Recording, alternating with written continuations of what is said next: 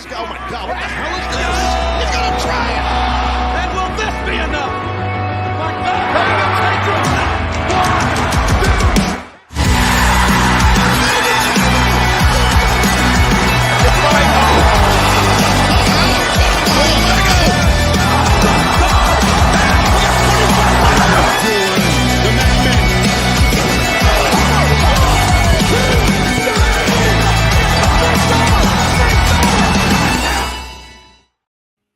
We're back. Yeah, just a little week off. Horses ran. Things were seen, but now we're back here to enjoy talking wrestling because that thing never sleeps. So we might not talk about like a couple weeks ago of what happened because unfortunately the wrestling world keeps moving even if we don't have a show. So we're going to try and ball up into one, trying to make a more compressed show instead of going over things that are kind of old news at this point because the news keeps rolling in. But Justin, how are we doing? I'm doing great. I'm excited. Had a week off. Missed you, but you were with family, so it's all cool. So yeah, the horses bring in family in Kentucky. So that's what I had. I went, and that's kind of our one of the weird. It's a holiday for people from that city, much less that state. But we are back here, and speaking of family, the Bloodline. It's been going great, right? It's been going great, right? It's been with the whole solo thing, and so they're going a whole new expansion, right? But someone debuted on Backlash, and we'll get to that. But someone didn't, and reports are coming out that one Jacob Fatu, who, if you've watched the film, looks every bit the part of an awesome future star. I've watched the highlight reels, and I think that's why WWE reports are coming out that they know that he's a beast, but they're trying to make Solo the beast, and they're like, "Oh crap! I hope naturally he gets over." Kind of fill in the gaps for us, Justin. Well, the very reliable WrestleVotes on the Twitter, who is proven to have very reliable sources when it comes to scoops, recently put out a tweet that interesting tidbit. Sources suggest that Solo's recent aggressive streak is part of a strategy to establish him as the main force within this new phase of the Bloodline ahead of Jacob Fatu's debut. However, there is some trepidation remains within creative over fear that Jacob Fatu's presence could outshine Solo. Right. I mean, the thing is, they kind of made this situation because you made Solo lose like 40 times in a row or something crazy. Since John Cena? Yeah, you had him destroy John Cena, which was a great idea to put him over. But then between that and up through WrestleMania season, it's like he did a lot of jobs for the Bloodline. It's like a lot. Right. And so, that's uncreative, but I get their concern that they want to basically rebuild him as a badass, and it's like a wrecking machine, because if you go watch highlights of Jacob Fatu on YouTube, it's like damn son. I see what all the hype, why people are so hyped for him coming to WWE. I'm not familiar with his work. I've heard of him, but it's like I've watched a highlight reel or two of like various matches, and Jesus, this guy, how he can move and what he can do for a guy his size, it's like holy crap. that crazy where he like hits the rope and then does a moonsault like that, like springboards into whatever that is. And then the thing is too, and also with his lineage, I thought that he was Umaga's kid, but he's not. He's the Tonga kids. Yes. Right. So he's like Rikishi's nephew. Right. So, and just kind of explain as far as we still like to do the little bloodline part, but Tonga Kid, he was mainly in WCW. He just kind of popped around. He really wasn't. He was big, but he wasn't. He was just part of the Inoue family, right? The Tonga Kid, no, he spent time. This is where my knowledge comes in. So that's why I asked you. That's why we pay you the big bucks. He was known as the Tonga Kid. He had that name when he was in the WWF, When he was at WCW, he was known as Samoan Savage. He was part of a tag team with Haku called the Islanders. Mm-hmm. And of course, Haku is the father of both Tama Tonga and his brother Tagaloa. So yeah, he spent a lot of time in WWE. Didn't win any gold there. Eventually, he moved over to WCW for a while. And then kind of like worked a lot of different promotions over the years. But most wrestling fans, especially from my age, will remember his stint in WWE, WWE or 80s WWF, teaming with Haku as the Islanders. Yeah, I remember that. Bobby Heenan. Yeah. So they're part of the Heenan family. Yeah, I remember. I followed Haku's career, so because he's just I'm surprised they haven't done like a. There shouldn't be a dark side of the ring, but just outside the ring, just everyone just telling a Haku story. I would watch that in a minute on that, just because of those stories that you hear. But no, it's just kind of like, them when The Rock joined the Nation, and the next thing you know, in 2 seconds he was bigger than the whole group. Mm-hmm. When he wasn't supposed to be. It was supposed to be for Rick's group, but they couldn't. As much as you fought it, you couldn't. Type of thing. I don't think he's The Rock or anything like that. And like I said, we only have a small sample size of stuff, and we don't know his promo skills or anything like that. I love what they're doing with Solo right now. This is the Solo we were hoping to see after the John Cena squash. Yeah. But we just never got it because they didn't let Cody win that. No, and I love how he's dressing like a mafia don. It's like it's like we talked about. It's effectively a hostile takeover in Roman's absence. It's like he's taking control of the bloodline. I know, it's like, and it's just like he in his songs he says, "I'm ready for war." Games, right? That's pretty much where we're going. I mean, everyone be like, "Oh, there's no way." I'm like, the question is now with, because we'll get more into it about who showed up, because everyone thought Jacob Fatu was going to show up Backlash. Right. No, someone else did. It was quite surprising that no one saw. No one saw that coming. So shout out to that. And speaking, I'll hop to that. Speaking of not really seeing the report sheets, during the press conference after Backlash, they asked Triple H. One of the reporters asked Triple H about the release of Drew Gulak and the allegations. Is that they released him because of the allegations that came out about him, and Triple H basically got real defensive. Would be a word I'm going to use to describe it, and basically said that it came from people that didn't come from us. It came from whatever random news sources that don't check their facts. His contract just ran out. Now, that being said, not his contract. His contract was up, and they decided not to renew his contract. They decided to cut him loose. Yeah. All right, yeah. That way, they did. Okay. He was not released. He's still under contract. They're just not going to renew the contract. They're just going to let it expire and let him go. Yeah, kind of how Tony used to do with AEW, and then he finally decided. The reports from all major IWC news sources were saying that he was part of the releases. Okay, but anyway, he basically was taking a shot at Sean Ross Sapp, and then what exactly did he say in basically apologizing to Sean? Do you know he basically apologized to, apparently he apologized to, through back channels, apologized to Sean that he meant he wasn't trying to, he lumped him in with the wrong kind of people, and kind of basically apologized for taking Sean, because SRS was really pissed off at Triple H. It's like for those comments, it's like he was not happy.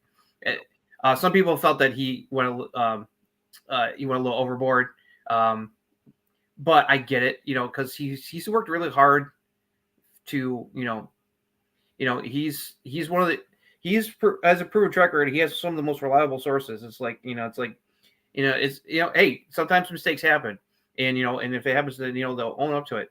But he's always been very reliable about scoops and inside info.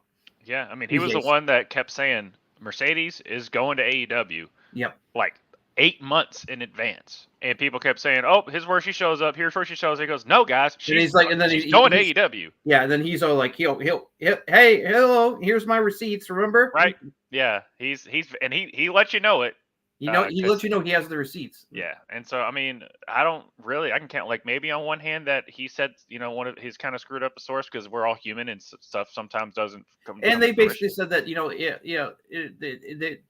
they were Triple H is right that it's like they decided not to reduce contract, and they're saying it had nothing to do with Ronda Rousey's accusations, and that then they found out about some really not cool shit that he was apparently doing in NXT to other talent. That I was like, yeah, I'm glad he's gone. Yeah. I'm not going to get into it, but nope.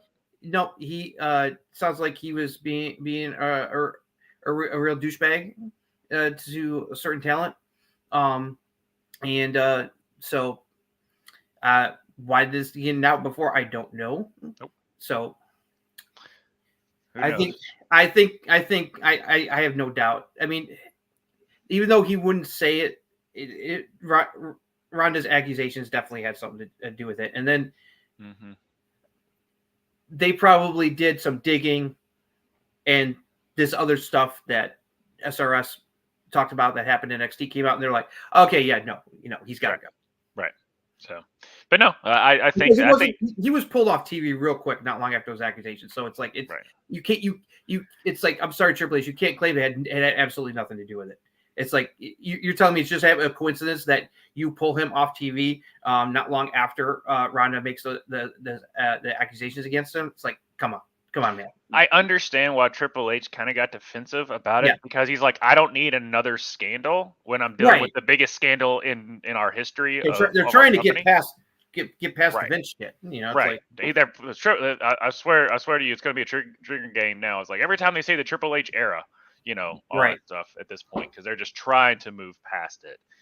With Jerry Lawler not getting a contract renewed with that. So it's whatever. But apparently that's kind of another one of those. I heard it's only just one contract. I'm sure he's still got a Legends deal. I think it was just more like him doing like announce work, like, working like the pre-shows and all that stuff.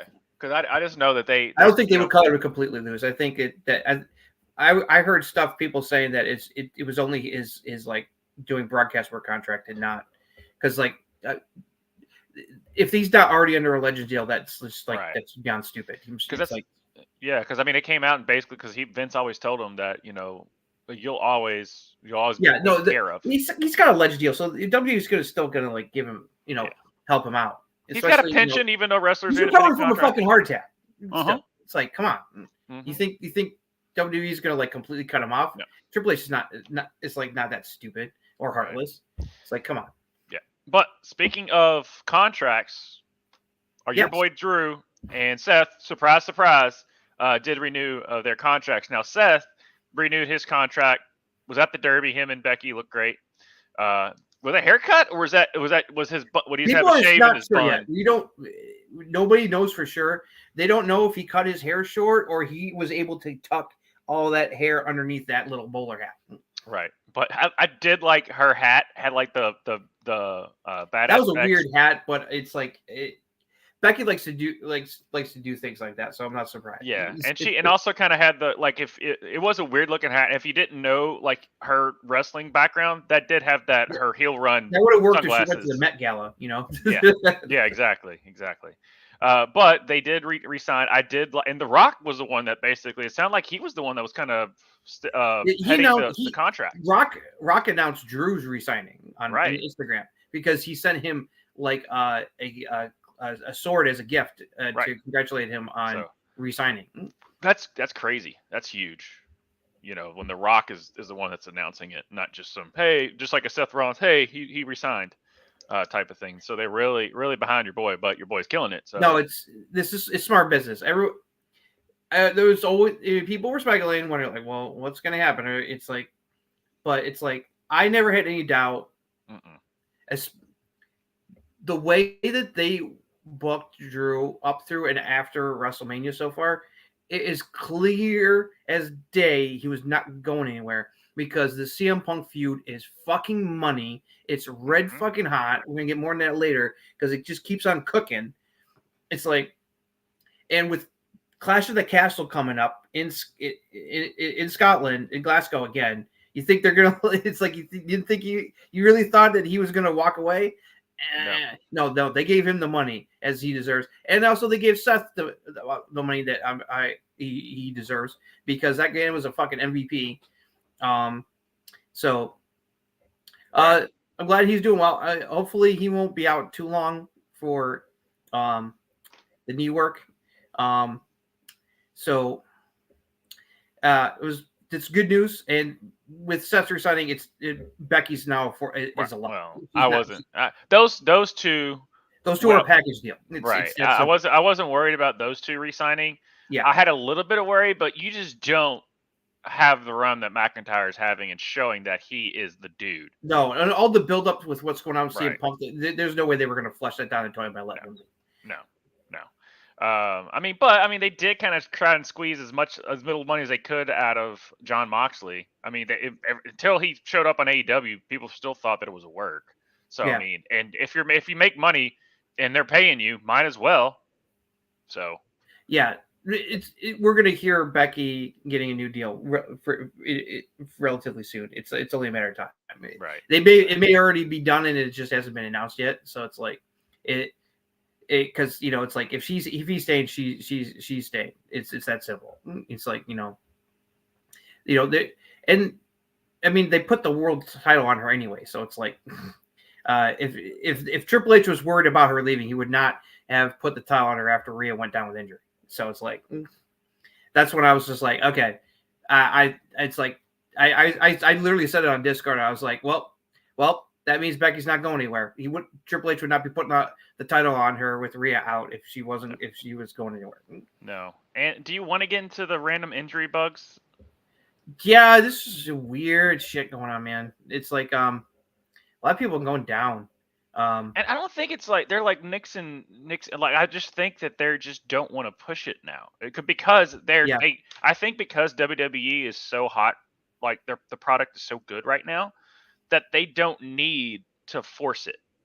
I mean, like Drew's out for a little bit, but it's like I think he's gonna be able to get back in the ring soon because Clash of Castle's right on the corner, so it's like no way he's fucking missing that. And then he got to get pulled. Asuka got hurt at Backlash somehow. Didn't notice anything was wrong in the tag title match, and then just today, Lashley apparently got hurt just training, and so he's out of the King of the Ring tournament. Angelo Dawkins is taking his place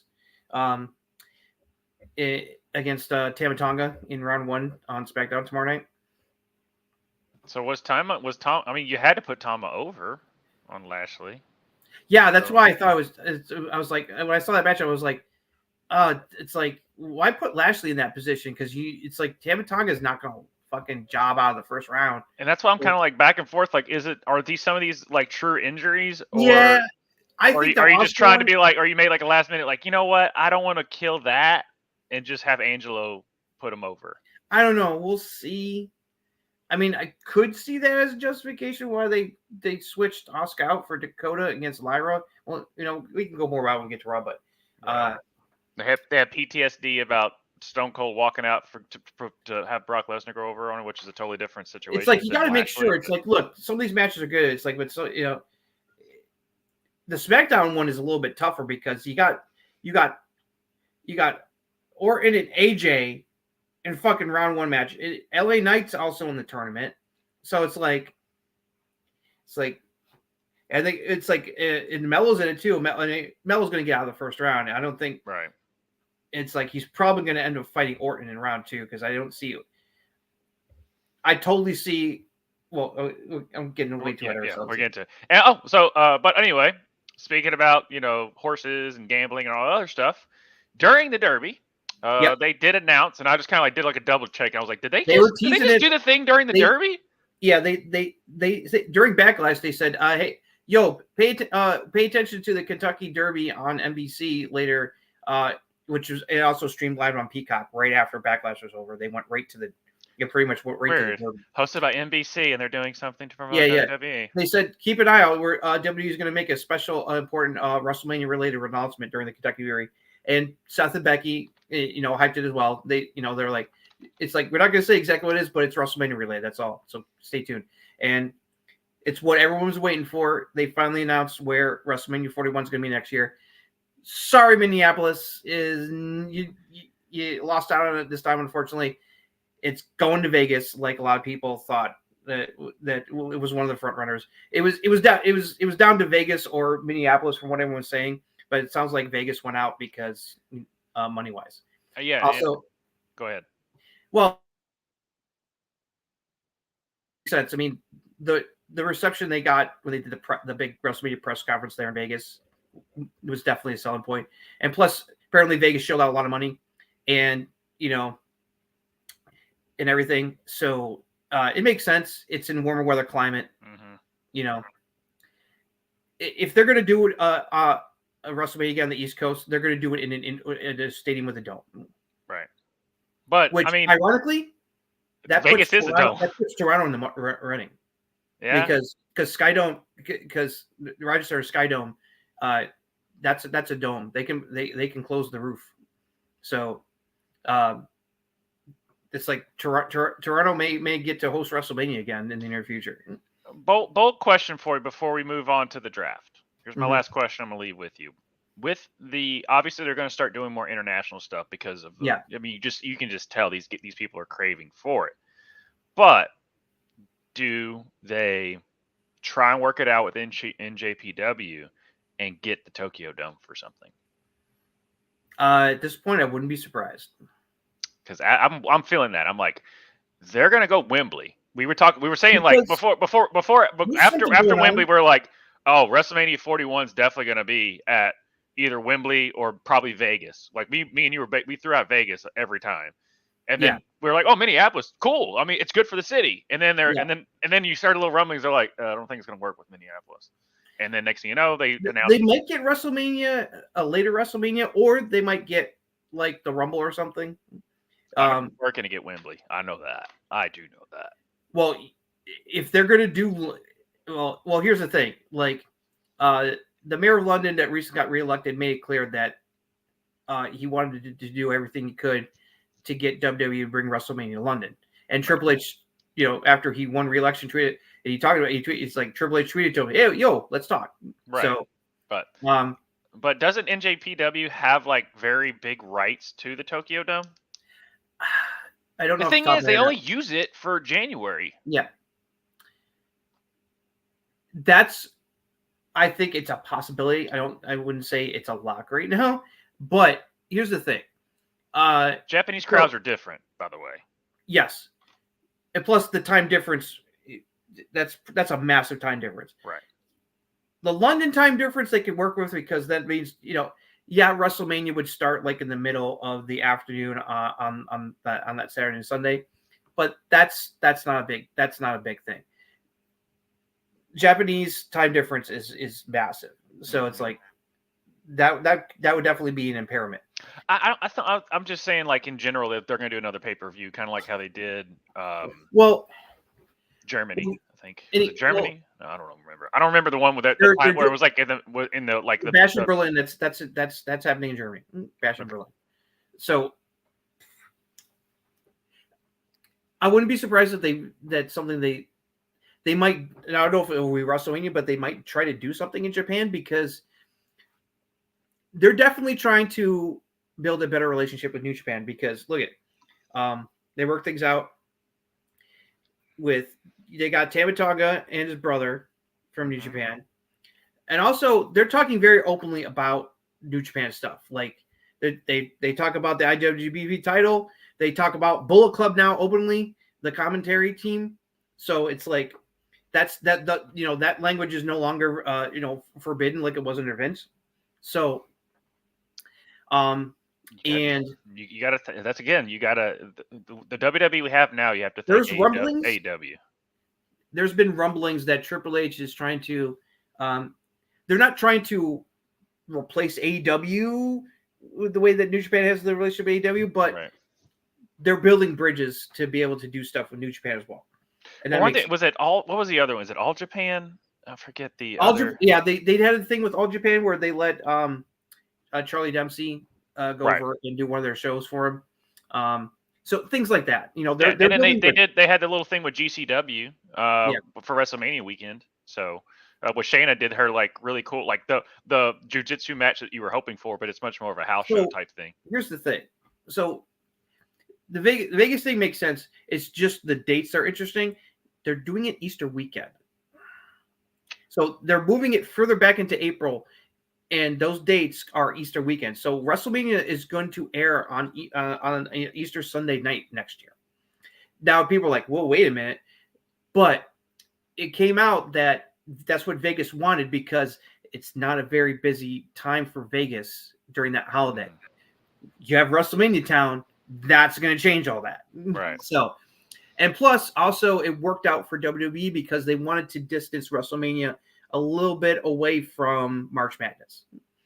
Yeah. Which I, you know, so either they were going to do it like just before the Final Four or do it like mid-April after, you know, March Madness is over with. I'm glad that I'm hoping they do it after March Madness because I was worn out from that Saturday night. I typically like to go hang out with my buddies, watch the Final Four, and then the next weekend enjoy WrestleMania.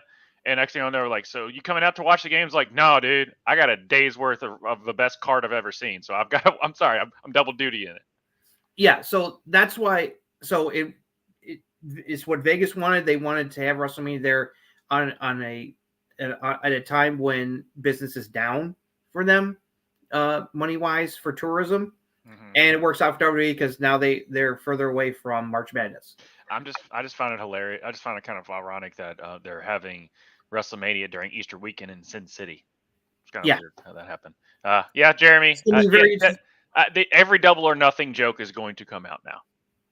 I mean, it was only a matter of time. It's not like AEW owned the rights for Vegas or anything like that. It was just a matter of time. And Vegas gets every big event ever. Now, I will say this. Remember, even though it is a warmer climate, it's in a dome. It's in the Roomba. That's basically what it looks like. If you ever looked at the Raiders Stadium, it looks like a Roomba. It's weird shaped for that. But okay, last thing before we get to the draft. Okay. As far as like London, I still think London's in play because they didn't have John Cena go out and talk about at WrestleMania maybe coming to London last year when Money in the Bank was there for no freaking reason. Right. It's like that's doable. I mean, so far the only time WrestleMania has not been inside the United States was when it's been in Toronto in Canada. Yeah. You know, it's like so, and that's still technically on North America, but it's still, you know, outside the United States. So it's London makes sense because the time difference isn't too bad. And plus, you know, they want to break the AEW's record in Wembley and they will easily do that with Mania. You will get 100. They will probably get 100,000 people into that stadium for WrestleMania. It's you know it. Yeah, you know it. All right, well, let's move on. We got doing a little bit different, guys. This is kind of part of the news, but we're going to kind of go over the WWE draft, which it happened. Surprisingly, they were doing it during the NFL draft. Oh, coincidence? Gee, what a coincidence. Hey, look at that. Here we go. Okay, here we go. Here's a recap of the 2024 WWE draft.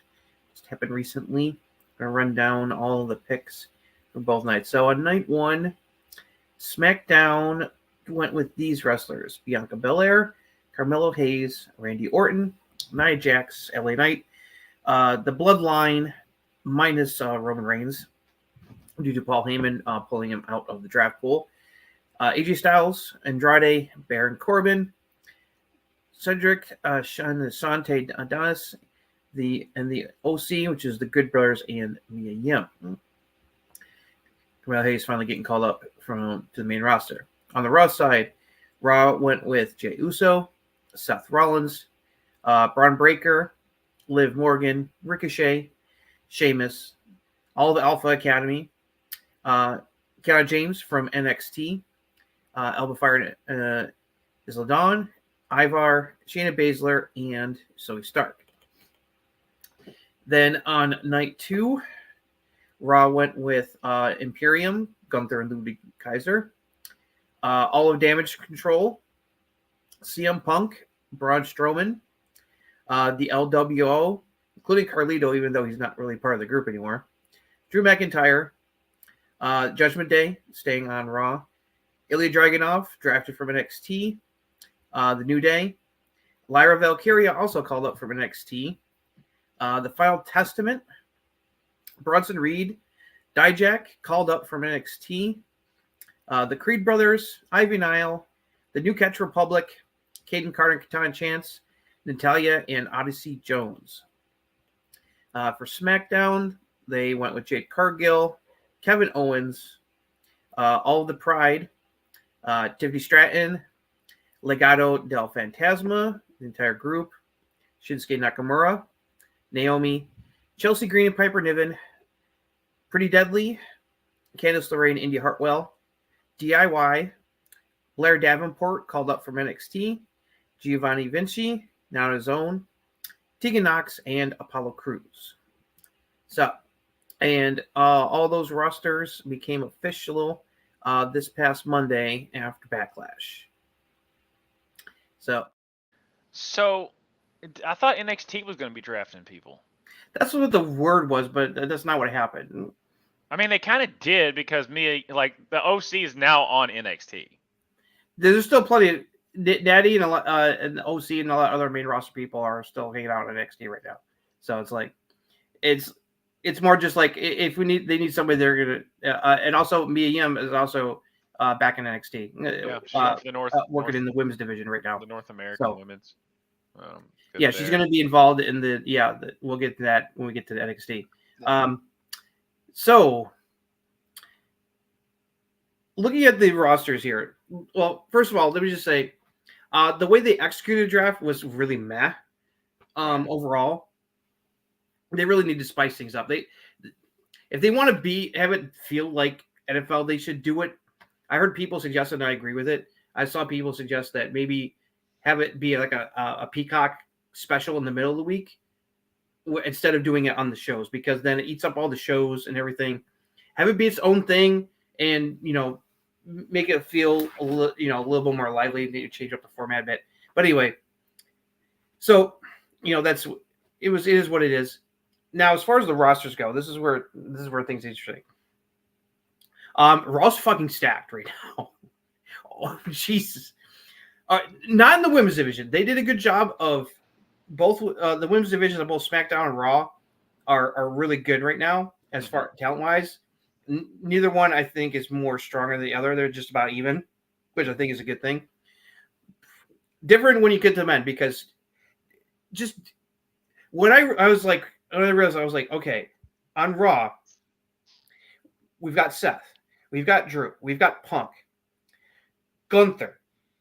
You add Ilya Dragunov, Ricochet, New Catch Republic, Dijak. It's like, dude. It's like, don't forget Sheamus. It's just, it's like you could deliver bangers every freaking Monday. My question for you, when you're talking about the Raw roster. Yeah. Okay. Really not familiar with Odyssey Jones. And with the roster being as stacked, question of what would you do with him?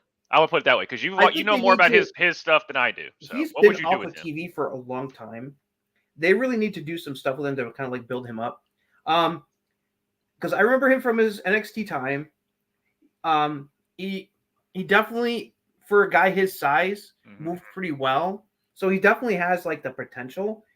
But they really need to do some like video packages to like reintroduce him to people instead of just throwing him out there to crickets. It's like, it's like they got to kind of like build or hype him up if they're, which they need to do more for Lyra, I think, for sure, because they definitely knew about Ilya, because Ilya got one hell of a reaction. It also didn't help, what him and Ricochet did in the ring. So, but yeah, for someone who has not been on that hasn't really been used on TV for like for quite some time, because he was drafted to Raw last year and he never showed up. He's not been on TV. Different era, guys. Different era. Okay? Right. They just need to they need to like do some like video packages and stuff like that. It's like they gotta introduce them to the audience so that they get to know them a little bit before you put them in the ring again. Mm-hmm. So give me this Dijak character, this new Dijak, right? Mm-hmm. And have him fight Bronson Reed for like ever. Oh, and Braun Breaker. It's like Raw. There's banger alerts all over the place on Raw. It's insane. Yeah. And we'll get to it with Raw, but I do actually kind of like what they're doing with Bronson, because we saw it. We're seeing it, that this dude's got it. Yeah, and you still got Bronson Reed there. It's like Raw is like ridiculously loaded talent wise on the men's side. Not saying that SmackDown, I think, definitely got a little bit short of the stick. There's still plenty of good people there, but it seems like just like the level of people who can deliver banger matches, there's a lot more of them over on Raw right now than on SmackDown. Well, when you get paid $5 billion, there probably was some stipulations within the deal, kind of like how they kind of fleeced SmackDown. Yeah, when they're like, oh yeah, we're gonna have The Rock and Brock Lesnar and all that stuff. That's how and then pay us $4 billion. And then once they got the money, they're like, you thought wrong, because we can't guarantee that shit every day. Whereas SmackDown, Cody Rhodes it's really going to be, now that title's really weighing on him, because it's going to be like, all right, Cody, it's your show, make it happen. They still got to have some good feuds. It's like, and plus, trades can still happen. So, but I just wonder how long it's going to be till we were like, oh yeah, remember the draft like we were doing last year. Okay. Because freaking the Final Testament's been on SmackDown, Raw, and NXT like every night. So they're still trying to get them over. Yeah. But overall, yeah, it was very meh. Not really any big surprises, but of the call-ups. That's the thing where it's like there was whole rounds where like hardly anybody moved to a different brand than they previously were. It's like that's where like if you're gonna do this, it's like really mix it up. Where like at least I have if you're doing it like that, have at least two people out of the four every round be switching brands. You could do the draft. What I'd rather them do is do draft of NXT and have it a Peacock thing, because then the wrestler, you get that actual reaction on it, and then have the that's the best part. The best part was when they went to the Performance Center, and seeing the reactions of the wrestler, the other rosters, the roster of NXT, because every time they do the NXT stuff, they don't know, they might have some. Carmella, you knew. Like, you knew Carmella was good. They did a whole thing. Like Mello and Ilya, I'm sure that they knew it was a foregone conclusion. But I don't think Lyra knew. I'll guarantee you Lyra and Blair Davenport had no idea. Right. And so, that's my favorite part. Their reactions were just like, their minds were blown. And what you can do, because you kind of already established it before, of like the free agent stuff. So, their contract's coming up with Raw. And then you have Pierce and, oh my God. Help me out. Pearson. Nick Aldis, thank you. Can do their back and forth, trying to swoon and stuff like that. That makes that's a lot better than be like, hey, remember all those feuds that we built up? Yeah, fuck that. We're gonna go to another show just to mix it up. No, that doesn't do anything. Yeah.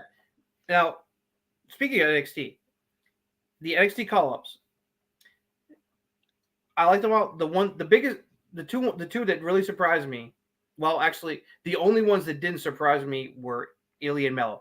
It's like everybody was like, everyone was saying Mello and Ilya were locks to get drafted finally. But it's just a matter of like, well, who else? The women that they chose to call up really surprised me. I thought, I knew Lyra was eventually going to get called up, but I didn't think they'd call her up now. And I did not even think that they would do that for Kiana James and Blair Davenport. Now, I'm happy for Lyra. They definitely got to give her a little bit more momentum. But I think if they do her right, she can do well. Becky's definitely her relationship with Becky is definitely going to help. Yeah. Kiana James. There was a lot of rumblings that were like, well, she she was fine on NXT, but they were like, just the way she is works better. Her presentation they think that it will work better on a Raw or a SmackDown. Oh yeah, her character will work really fine on the main roster. I also feel Blair Davenport going to SmackDown is a good thing. That definitely helps boost that division, and it gives them another good heel because she's also really good in the ring. So I was really happy for her. Lara was the biggest one that I was surprised about. Yeah, me too. I was like, holy shit! And then when word got out, because they hadn't aired yet, Dijak tweeted out that he'd been drafted, and was like, "Is he joking? Or is he this legit?" And it turned out it was legit because then they aired the video of him getting drafted. Yeah, and that's your boy, dude. You love Dijak. I've loved this guy for a long time, dude. It's like back when he was Dominik Dijakovic having banner matches with Keith Lee back in NXT Black and Gold. Love those matches. I love that series. He got completely fucking shafted with Retribution and T-Bar. The fact that he was like Triple H took care of him, let him go back down to NXT and rebuild himself. This Dijak character has it took time, but it marinated, and these last couple months he's been just kicking ass, and also he also got really over with the NXT fans. Mm-hmm. It's like to the point where like when he almost won like the North American title at Stand and Deliver, it's like the fans booed. They were pissed. It's like it looked like he was going to win, but then like Josh Briggs pulled the ref out of the ring during the triple threat, and the fans were pissed because they wanted to see Dijak win. So it's just like he was really over. There's going to be another NXT wrestler that didn't draft, right? That's going to go to SmackDown. It's the biggest well-kept secret, which is one of my favorite feuds that Dijak did recently, which is Gacy. Oh yeah. The word is that he's going to be part of Uncle Howdy's new Rowan Cross, because Rowan didn't sign. He would fit into that. Yeah. Totally. Then they say I think it was Rowan Cross, Gacy, Nikki. Bo, and then who was the other? Who was the other one? Dexter Lumis. Dexter, yes, that's it. And that actually works better for him. Now, I loved how you were like, "Why didn't my Roxanne get drafted?" And then she asked Ava that last week on NXT. And it was like, you're a champion. You weren't going to be drafted. Right, you're a champion. You have to sit there. Champions were protected. You couldn't be drafted. No, she's different, guys. Okay, she's the only champion that needs to be on every show, even on commentary. I just thought it was funny because you said that, and then Roxanne went after Ava for the because she's the best. She knows exactly that her worth. Like she should be everywhere. She should be in the ring, on the mic, on commentary. I don't care what Jeremy Miller says with his logic and facts and stuff like that. Okay, I don't need that. Just let me have my thing, okay? My very well thought out, biased opinion. Yeah, that she's awesome. But overall, I like where the rosters are at pretty much, especially Raw. Oh, and it showed. It's like I was like, oh man, you hadn't Mad Dragon onto Raw with all this other talent. It's like, oh my god, I can't wait to talk about Raw with that match, dude. That match. Oh, I went back and watched that again. But let's get in Backlash. Let's get in Backlash. Yep.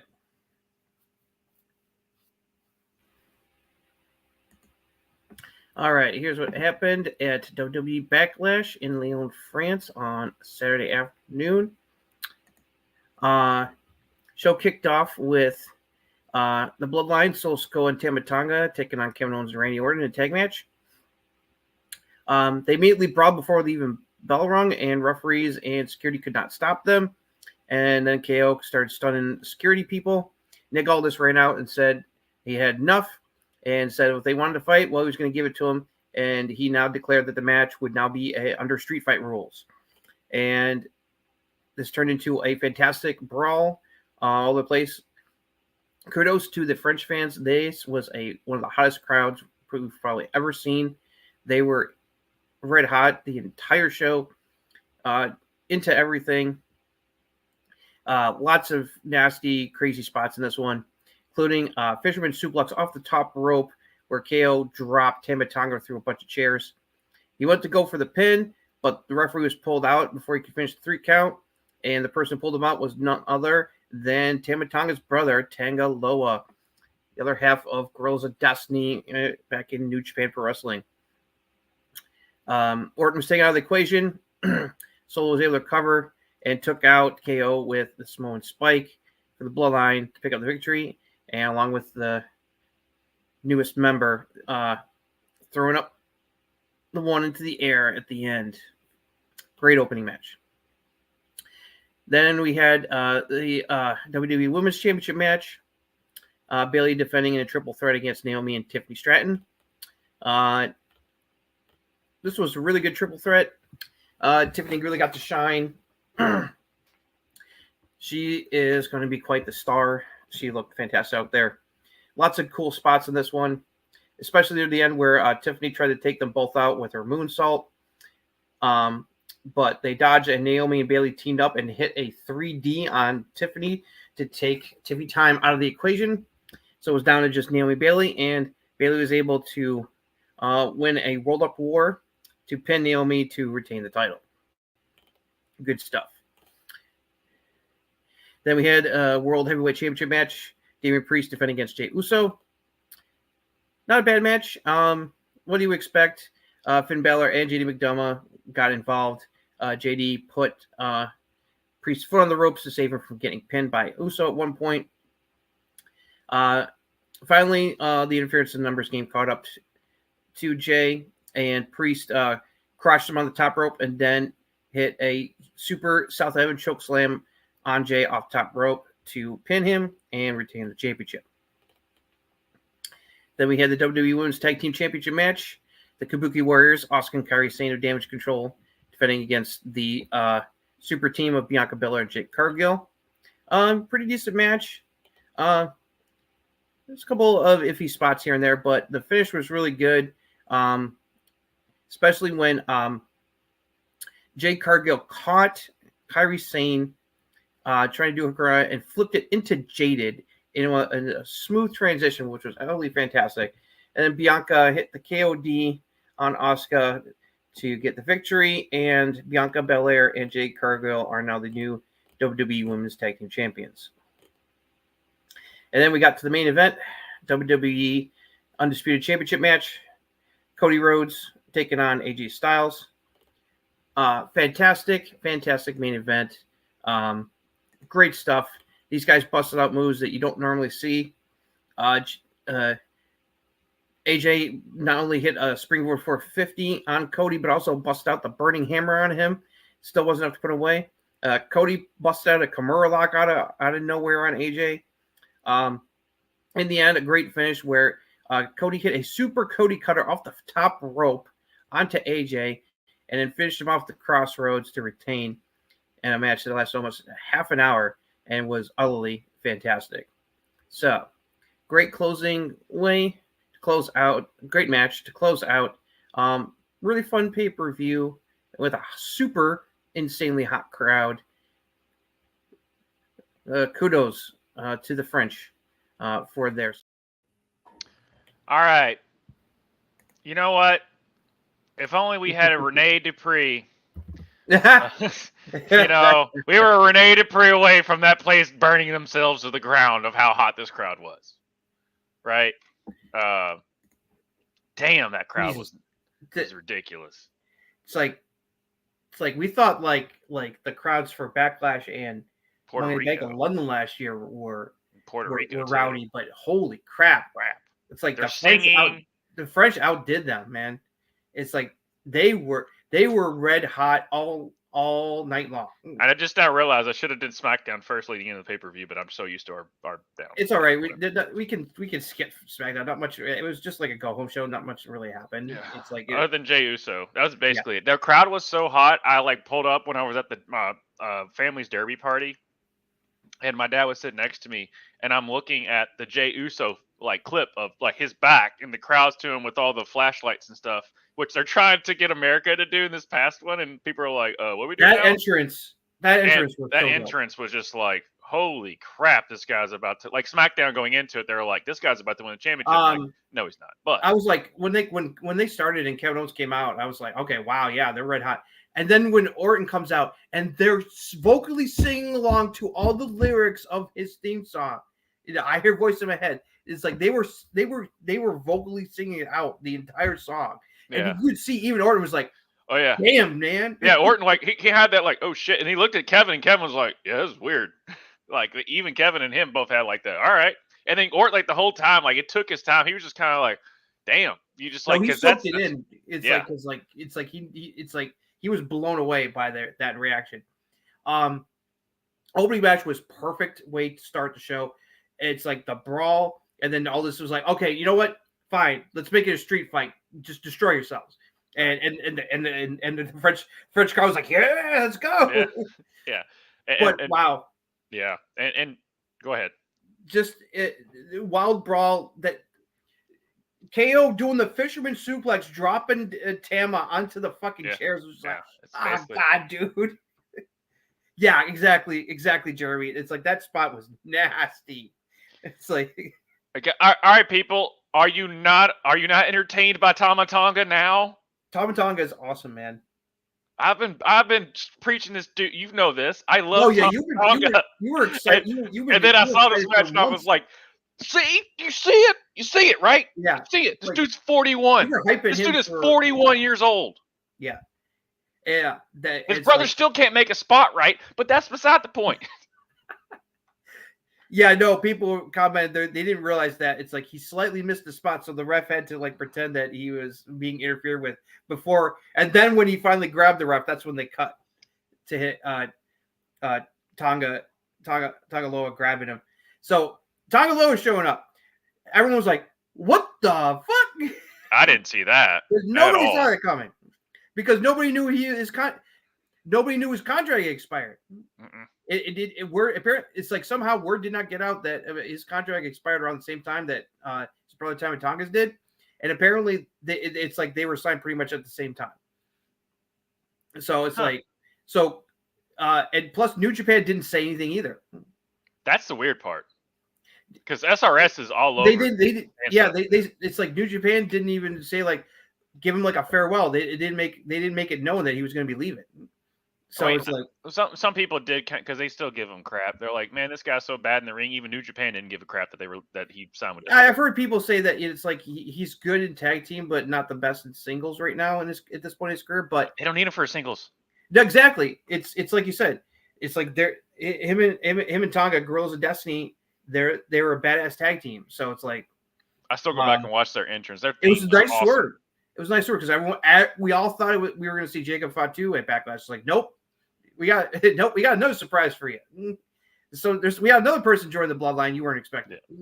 Yep. I just need him to either do his his Iron Man kind of like Deathstroke type helmet, Tama Tonga. I need to either have that or him do the Knights of the Old Republic face paint. I need that at one point. Some match that he does. Paint. What? I still could see them do the face paint. I mean, yeah. No, I don't think they'll probably bring the helmet back, but the Knights of the Old Republic face paint, that'll be a good callback. That he did way back when. But yeah, dude, Tama and this match was awesome. It was. It was so fun. It made everyone look great. Yes. Everything worked. Everything. And then Heyman's reaction was like, Heyman's like, I don't know what's going on. It's like I'm fearful for my life. I gotta go along with this, or else they're gonna kill me. And Heyman's look to Jey Uso said 1,000 words without saying a word. All right. Remember all that stuff before? Yeah. You're forgiven. Help me. Yeah. Heyman had the look of, dear God, help me. Because he's trapped right now. Yeah. And then he revealed on SmackDown and Nick Aldis that he lied about Roman pulling himself out of the draft. He did that himself because he hasn't talked to Roman since WrestleMania. Ooh, crazy. He's trying to keep Roman in the dark, but I'm like, how can you keep it? All he has to do is turn on a television to know what's going on. So it's like that's I'm like, It's like, really? Did we see how many RKO RKO shirts did they sell? Because those were kind of cool. I'm not. No, gonna I lie. like that. I like that. That was pretty cool. Oh, and speaking about SmackDown, that freaking LA Knight pop. Oh my God. Oh yeah, he was mega over in France too, man. Holy Yeah. shit. I felt so bad. The Final Judgment got crickets. It was bad. Yeah. That was Yeah. bad. All right. So let's All right. let's just go over here. The Damian Priest Jey Uso, that crowd saved that mid card. That match was okay. It was fine. It wasn't like outstanding. But it was fine. The crowd definitely helped it. The crowd definitely helped because even that build was like, make these guys main event because it kind of was a mid card base. It's like Right. It's like, and I do like them still carrying on that of like Damian being like, no, we're going to be different. The babyface turn is coming. It's a slow build. It's like he didn't like that they were the interference. He also didn't like them beating down Jay afterwards. He was like, yo, stop. That's enough. It's like, leave him alone. Mm-hmm. So it's like the cracks continue to form. Do you think Jay needs an actual finisher that's his and I think so. Not a super kick and a spear? Yeah, I think so. The splash was his, yes. but I just need more. He's over. Like, dude is main event. I'm not gonna deny that. I love Jey Uso. He's good in the ring, but he's not great by himself. But Batista wasn't great in the ring. Like we talked about, Trick Williams isn't great in the ring. You can work around it. But their presentation is main event, right? I went on a big rant, which is one of my best. Well, I don't rant. I have a stern monologue. That's what put it that way. But our thing about Trick, I understand where people were saying like, well, he's kind of fine in the ring, and I mean, it didn't. So, his brother's match is the one thing that just is like, come on. That was. And he came out and They both came out and apologized for that too. Yeah, they knew it was trash. Women's triple threat, that was excellent. It's like I know people would say Tiffy time is here, baby, and it's like she's really fucking good, man. She killed in that match. She kept pace with Bayley and Naomi really good. There was some really good spots in there. I love that Naomi and Bayley probably like had enough of Tiffany's shit and teamed up and 3D'd her to take her out of the match. 1D because Naomi is related to Jimmy. So it's a 1D. I like Nicole's like, well, or is that a 1D? Right. It's a 1D. It's not a 3D because she's stealing her husband's finisher. Yeah. On that. But yeah, and it just makes people realize like, dude, Tiffy's great and Bayley and Naomi can still go. Yeah. Naomi mainly. Naomi still got it. It's like Tiffy was very over with the French fans too, man. So it's like, yeah, but dude, like when Naomi came out, they were like, hey, like, like even Naomi was taking it back by like how she's never had that, and it's like one of the things like she got to take it in because unfortunately, like Bayley maybe has had that pop before, but Naomi's never had that before. That match was good. I really liked that match. It was really. What are they going to do with Damage Control? Just going to bury him? That's what I'm worried about right now. Because let's see, it's like Io lost the title at WrestleMania to Bayley, and now Asuka and Kairi just lost the tag titles to Bianca Jade, which I knew was going to happen. That was a foregone conclusion.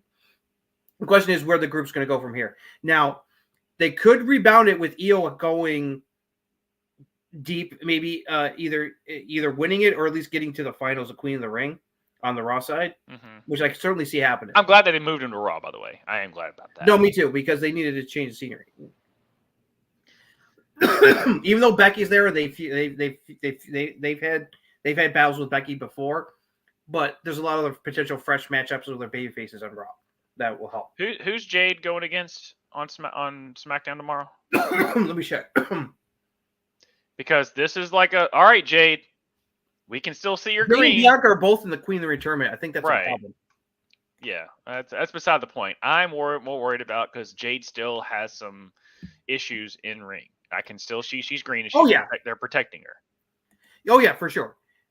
But the way that she caught Kairi and hit Jade on her, that was really dope. Mm-hmm. Now she's done that. She's done that.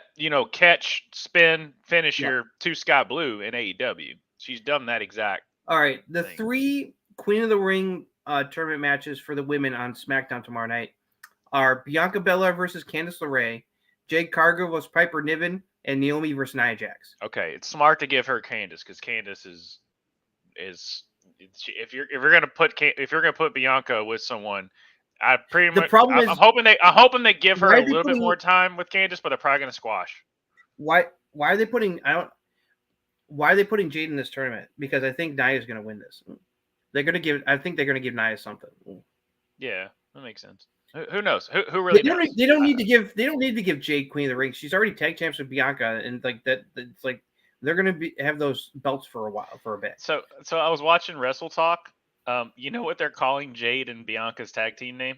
What is it? The Power Buff Girls. It's like, And I'm like, all right, and shout out to Luke DAG, Luke Owens. That he's like, I thought I coined it, but apparently someone else said it, so I don't know. But that's where I first heard it. I'm I like, will yeah, not that's be a good, surprised if Nia Jax- that's a fun tag team name of the Power I will Buff not be Girls. surprised if Nia Jax wins Queen of the Ring. Yeah, Nia needs something. She's doing very well right now. Ever since they brought her, They back. need to give her something. It's like Jade Right. doesn't need it. She's already got a belt around her race. She doesn't need to win Queen of the Ring as well. So that's why I'm questioning why she's in the tournament, because they're gonna have she's not gonna take a pinfall loss. So you know what? I won't be surprised if her and Piper Niven do have a double DQ finish and eliminate themselves out of the tournament. It's just the fact that you finally had a solid tag team in Kabuki. Yep. Then you give it to Bianca and Jay, which is fine. Jesus, for the love But of there's not all many other that is, tag that is teams in heaven, can you Yeah. make the titles make worth a shit? Right. It's like you gotta hopefully build up some good challengers, because the only other challengers that are kind of viable right now are Candice and Indy and Kaden and Katana Chance. Right. It's like And unless maybe you get, Zoe, unless you Zoe put and Toxic Shayna. Attraction back together. Yeah. Chelsea and Piper are still around. Right. So it's like there's not that many women's tag teams. It's a problem. So it's like we'll just have to see what And happens. it's not like you have a lack of really solid women wrestlers either. Right. So I don't know what to do with that. All right. So let's end it. So anyway, the women's tag team title match was definitely the weakest match. So it wasn't like horrible, but it was just like Yeah. The finish was good though. All right, that finishes. main All event- right, hold on. Yeah. Okay. That 3 minute. No, she's not the legal person. Okay, and then I go back and then tag, and that then- was not good. If this was any other show, like like in 2019, that would have stuck out like a sore thumb on a really rainy day. It would just, on a hot day. It would Because of the crowd But the crowd and the other matches made up for it. were like, oh yeah, okay, whatever. Yeah. I was like, oh, So there was some miscommunication there, but they were able to recover, so it was all right. Yeah. Main event. Holy crap, was that banger between Cody and AJ? Holy shit. For all you people that say that Cody Rhodes can't wrestle, go sit in the corner after that one. Yeah. And also the people that say like AJ Styles has lost it. No, dude, he's on No, the Toby he's Keith not. kick. R.I.P. Toby Keith. He's on the I'm as good as I once was. No, this match is a reminder from AJ Styles that no, I can still go, motherfuckers. Right. He busted out a fucking burning hammer. Yeah. I was like, holy shit, that's a burning hammer. Yeah, dude, like this, these dudes can just go. I love that Cody pulled out the Kimura lock as a nod Yeah. to Brock. This was a main event Yeah. match. Like this is how you're supposed to do it. When you look at it, like, how do you put on a main event pay-per-view match? AJ Styles versus Cody Rhodes. That's how you do it. I don't want this feud to be over. It's like No, I kind of don't. After He that, is phenomenal. don't He is make this a one-off. phenomenal for a reason. Yeah. And It it just was sucks. awesome. It just Two sucks. of that my those- favorite guys. I love Cody. Yeah. I've been an AJ fan for a long time. AJ's on Since my Mount he's been Rushmore. AJ. You know that. Yeah. It's like I'm with you. It's like I fucking love AJ to death. So like it's like I was excited for this, and they fucking delivered, and then some. And then the crowd added. It's like you could push it beyond 5 stars if you wanted to be like Right. Meltzer or some shit. You know, it's like Right. The only thing this is the only little gripe I have about the crowd is with this match when there was like some really good spots and they were just still singing. Yeah. into it. Sometimes it got a little bit much, but it's like I'll let it they go. never had a pay-per-view like this Right. before. It's like- So it's like But the whole I was so surprised that AJ still had that I fucking hate my life look when Yeah. they were singing and the camera was shaking because they were jumping Yeah. up and down so much, and Oh. Michael Cole even acknowledged it. Speaking of AJ, I also loved when Cody taunted him with the Stardust. Yeah, and he's Stardust like, move. mother. And and the camera got up really close. Did a close up at AJ. You could see him mouth, "You motherfucker!" Right, you mother. I would laugh so hard. I was like, "This is awesome." But all in all, dude, this was I'm not. It's like, oh my god, this is like an end all be all. This was a fun, solid. You got your money's worth. If you didn't have this hot crowd, I would have given the show maybe like a B minus. The crowd elevated it to an A. Yes. when this was like a B level show. Yeah, the crowd was part of the show. It was kind of like that. It was kind of like the reason we talk about that Money in the Bank with CM Punk, John Cena. Like the crowd was just. Now, granted, that match was still good, and that pay-per-view was still fine, but it was still kind of one of those things of like, you're still gonna be talking about this backlash, because of the crowd and because of the reactions and stuff like that. Because if you think that's something, wait until we get to Clash of the Castle, because Clash of the Castle crowd in 2022, it's like they brought it, and they're gonna be. They were really vocal for Drew against Roman 2 years ago, when they wanted him to win the title really motherfucking bad. Right. Just imagine him facing off against Damian for the world title in the main event. To look out. Yeah, and CM Punk screws him over. Yeah, that'll be fun. Oh no! Give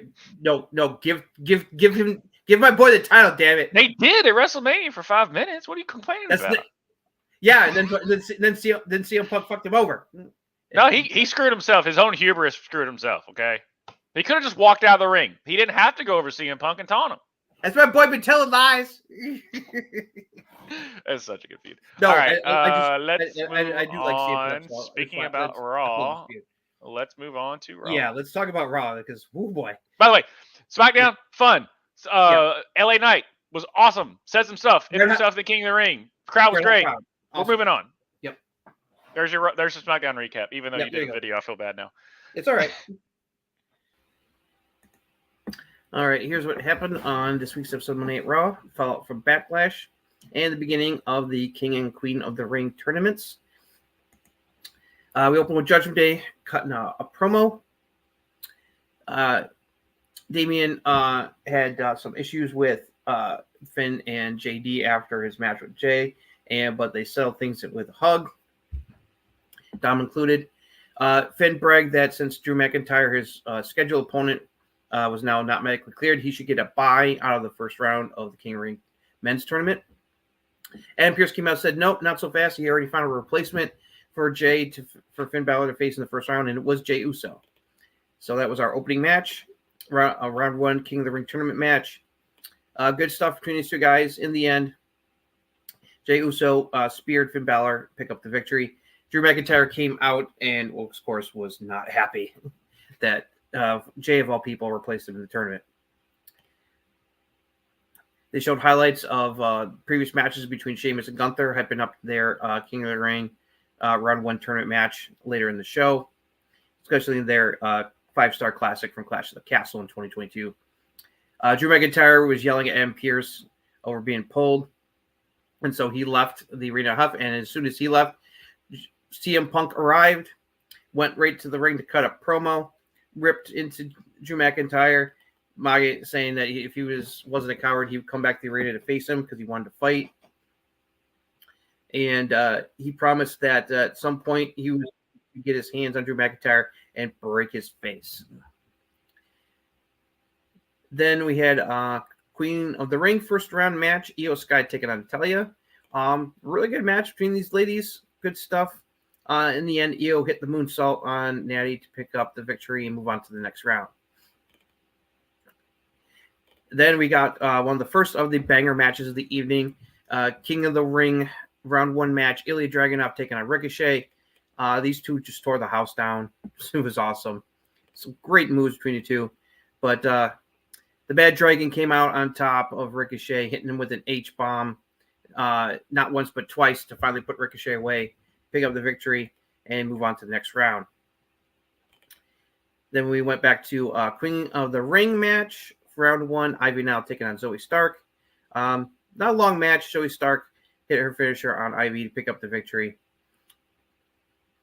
There was Kami getting the back with R-Truth and UConn's men's basketball coach Dan Hurley. Typical stuff. Braun Breaker Dan Pearson asked him, like, yo, why wasn't I in the King of the Ring tournament? And then Pearson's like, that's a good question. I want to talk to you about something. And they went off to his office to talk. Wonder what that's about. Then after that, we had Chad Gable taking on Bronson Reed. Match didn't last long because Sami Zayn came out to attack Chad, and a brawl broke out between all three men. And Pierce yelled at Bronson Reed about everything, and Reed is like, hey, I just want my hands on the Intercontinental. I'm going to do what I need to do. Got a vehicle package hyping up Lyra Valkyria, making her debut tonight on Raw. After being called up for NXT, she's going to be in the Queen of the Ring tournament.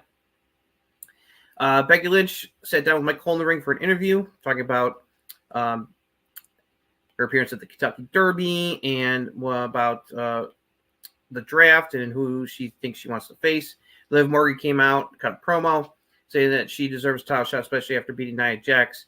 And Becky says she does, and that she will face her for the title at King and Queen of the Ring in Saudi. Damage Control came out to attack Becky and Liv, but Liv bailed, saying, hey, this is your problem, not mine. And Lyra Valkyria came out to make the save. So Lyra Valkyria took on Dakota Kai in the Queen of the Ring round 1 match. This was supposed to be Asuka, but unfortunately Asuka got injured at some point during her match at Backlash. So Dakota's taking her place. Not a long match, but it's still good. Not a bad debut for Lyra. She picked up the victory with her finisher, the Nightwing. Move on to the next round. Kofi Kingston cut a promo promising to take out Gunther and win King of the Ring for Xavier Woods because he is not cleared to compete due to what Gunther did to him last week. And then we got to the main event, King of the Ring tournament, round 1 match, Gunther taking on Sheamus. Beat the crap out of each other as you expect. Lots of great stuff. In the end, Gunther made Sheamus tap out in a half crab to pick up the victory and move on to the next round of the tournament. So that's all that happened on this week's episode, Monday Night Raw. Okay. There's a lot of good. Okay. Yes. There's a lot of good. The bad that I'm getting at, Okay, let's start with especially as what? Let's start with the bad. Okay. The bad that I'm getting at, and it's not it's the execution of this King of the Ring has been all over the fucking place. That I agree with you. They literally had an AEW card, and I was like, oh, let's see how they do that. And then they realized when they got into the show, crap, we can't do the Kofi Ray on this show. And there was another match they cut. But they still realized they didn't have the time. They didn't have the time. And then they're like, all right, let's try and get but we're gonna have Ivy and Zoe Stark have like a 2-minute who cares match. Yeah. And it's the Queen of the Ring match though. That's the thing. It's like if it's a if it's just a regular like whatever, let's just have a women's match. But if it's Queen of the Ring, give them time. Right. You cut 2 matches to build storylines. Yeah. I get that. Yeah. And this is the Triple H era, so this is how we're learning. It still was a solid show because it left time for 2 of the best Raw matches I've ever seen in my life. Right. Which is, makes up for the bad. But so far, and especially with the card that we're getting on SmackDown, I'm like, right now you're kind of flubbing up this Queen of the Ring. Yeah, it's like and Kofi's promo was awesome. Yeah. Just because the amount of people involved in both sides, both in the men's and women's side here for these tournaments, it's like it's easier on Raw. You think you'd be able to fill it in, but I get where they're like, you know what, maybe not have it. It's like because CM Punk wasn't originally going to be there, but because he got locked in WWE headquarters over the weekend, that was a hilarious thing to watch on his Instagram. That was funny.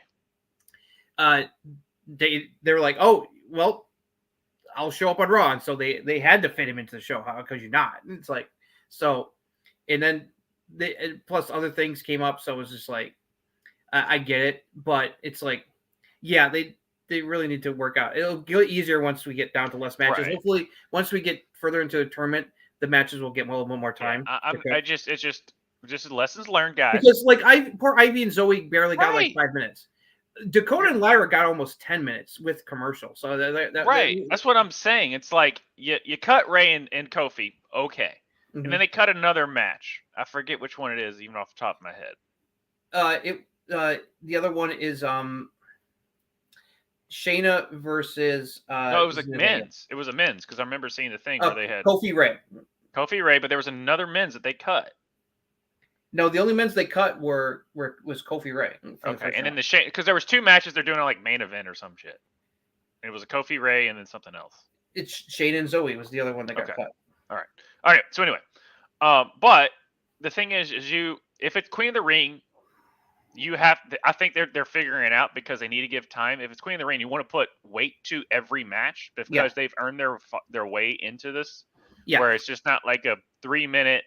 And then you have because you needed that Punk promo. I mean, that Punk promo was chef's kiss, right? Yes. And that one shot from Drew leaving to Punk coming, and Adam Pearce, and the whole thing was just awesome, right? But you knew you had that, and I think that they were like, crap, when they got to the production meeting that day, and But the thing is you have to announce the matches to make it hype for the show to bring in viewers. And then people kind of have that PTSD of you have, okay, this is what's going to happen on the show. And then Vince McMahon being like, I don't like that anymore. I don't think that's what it is. But if you're trying to make the King and Queen of the Ring have more weight to each match because they deserve the right to at least compete with it, you can't have 3-minute Queen and King of the Ring matches. But you knew. Right. But at least they gave the time to the people that needed it, other than the Lyra Dakota, I was weird about because that one I wished it had gone like closer to 15 minutes. Right? Like right. Well, those two can go. So yes, it's like I know people give crap to Dakota, and then people give crap to Liv, and I'm like, why? I don't understand. Dakota and Liv can go in the ring. And also having Dakota take Asuka's place was a good choice because that was a good choice because I'm like, if it was like, it's kind of the same thing with because then you have Carmelo versus the thing back to back. It's like nah, it's like I don't know how you maybe you're right, maybe how serious the injury was. I'm not gonna say that she's not injured, but I think and the same thing with Drew. It's like, well, Drew, they definitely want to make sure he is legit hurt. So it's like I figured he was. Yeah, he was legit hurt.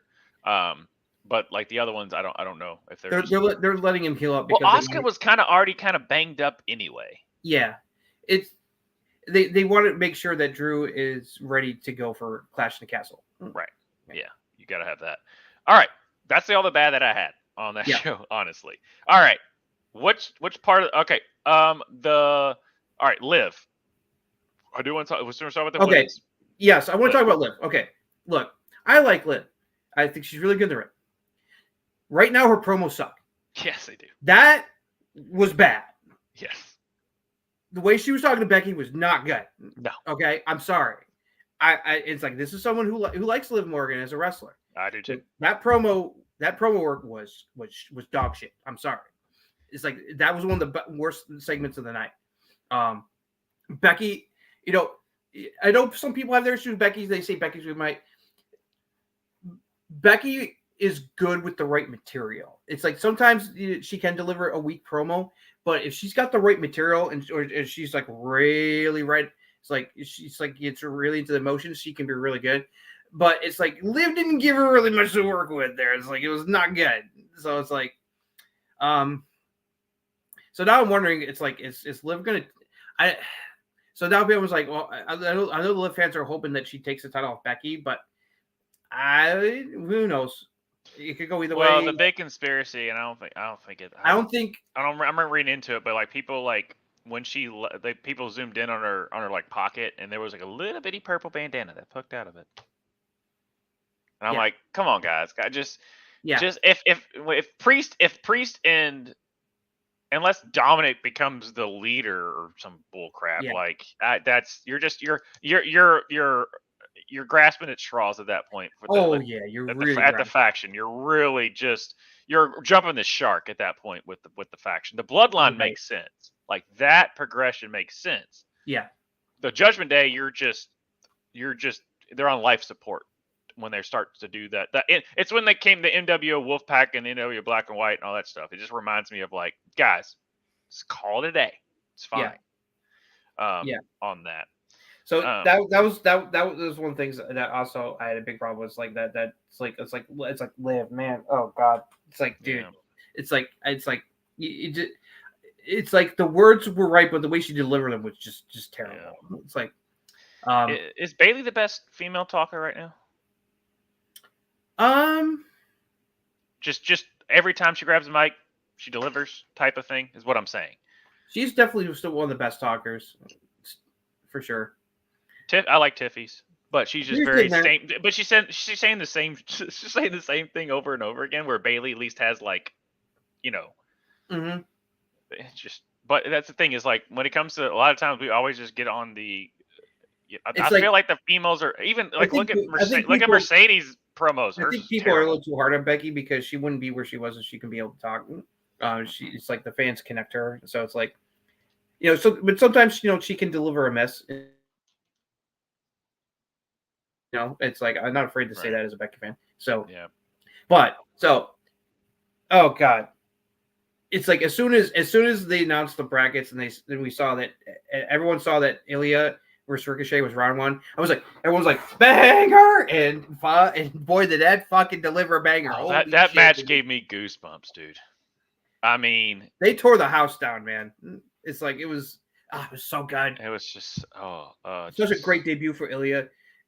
It's just like it's like him and Ricochet were just like, we're gonna go out and put on a fucking show, man. It's like, and they did. Yeah. And then Sheamus and Gunther was like, hold my jock. Yeah, they're like, bitches. Okay, let's remind you that we started banger after banger. Right. It's like, but I am so glad that when I saw them pair Ilya with Ricochet, I was like, that is the perfect person to give Ilya, because Ilya is a strong style guy. Ricochet is more of a high flyer, but it also shows that Ilya can wrestle those type of matches, and Ricochet, Jim Cornette, can also wrestle those type of matches. Ricochet, that's the thing. It's like he's got the speed, and oh my God, it's like the H bombs, man. Oh, I just love every time he does his finisher, which his finisher is the most simplest thing ever. But every time, I wish they would just put the edit, like going back to the replay when they do a replay of the Sonic rings coming out of the person. Have you seen that? Where like falls on him and then Sonic rings go. It like comes out. Have you seen that? Those clips. Every time he does his finisher, they do the Sonic rings of just like coming out. I haven't seen it, but I've heard of that. Yeah.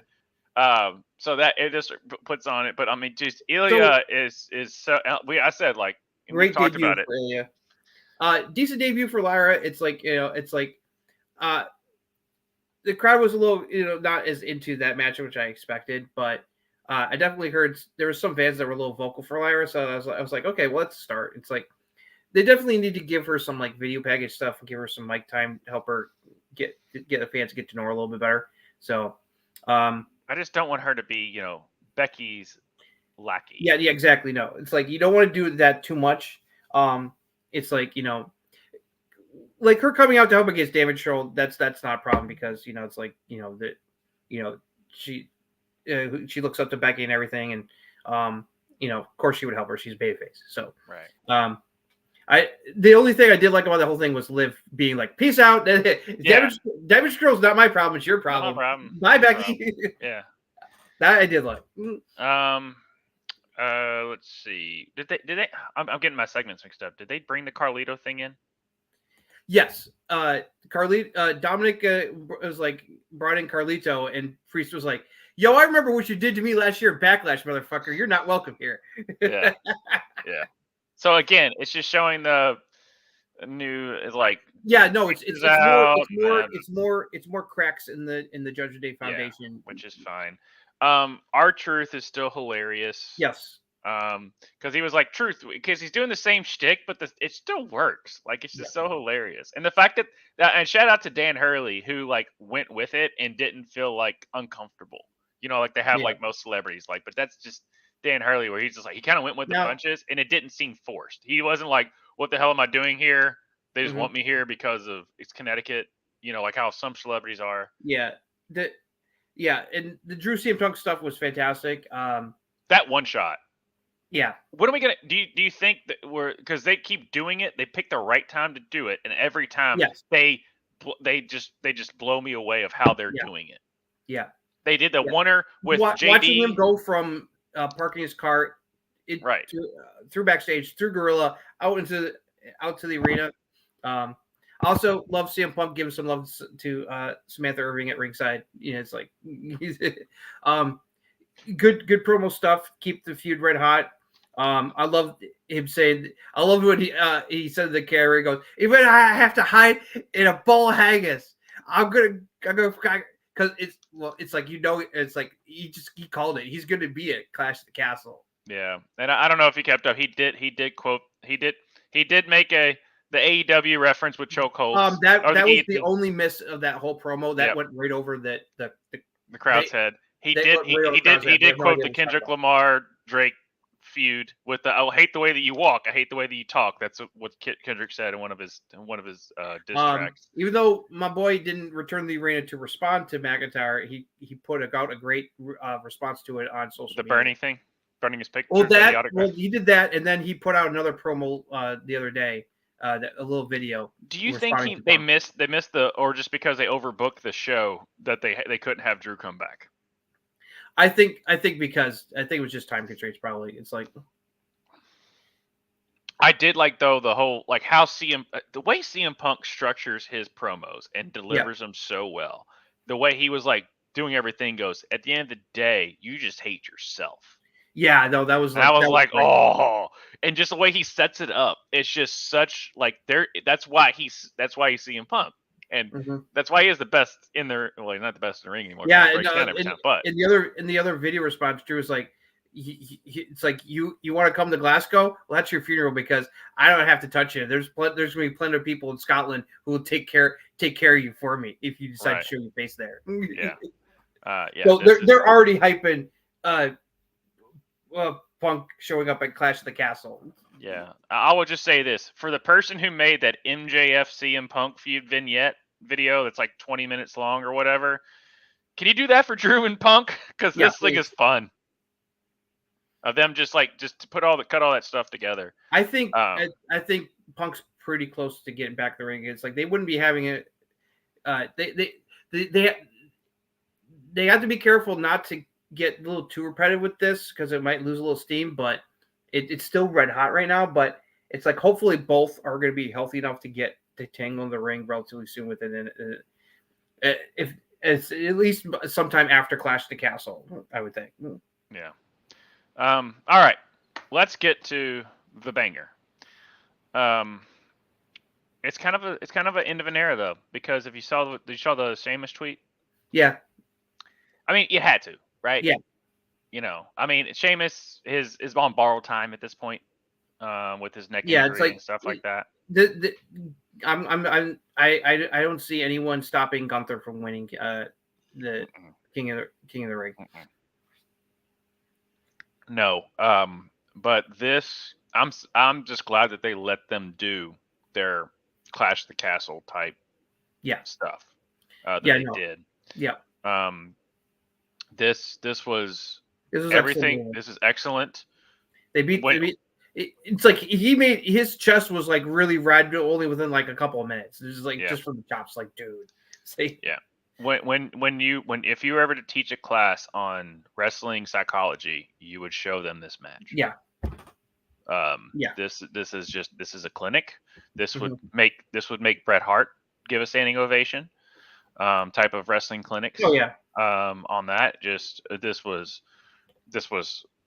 hard nosed, all fists, no jumps or whatever the FTR says. I forgot what that saying was.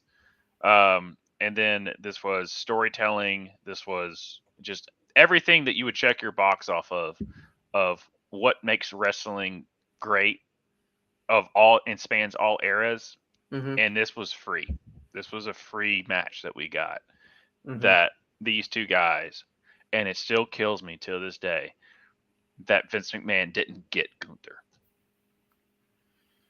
No. And he made Sheamus do a bunch of other dumb shit instead of just being Sheamus. And this is the tail end of his career, and we finally got it. Yeah.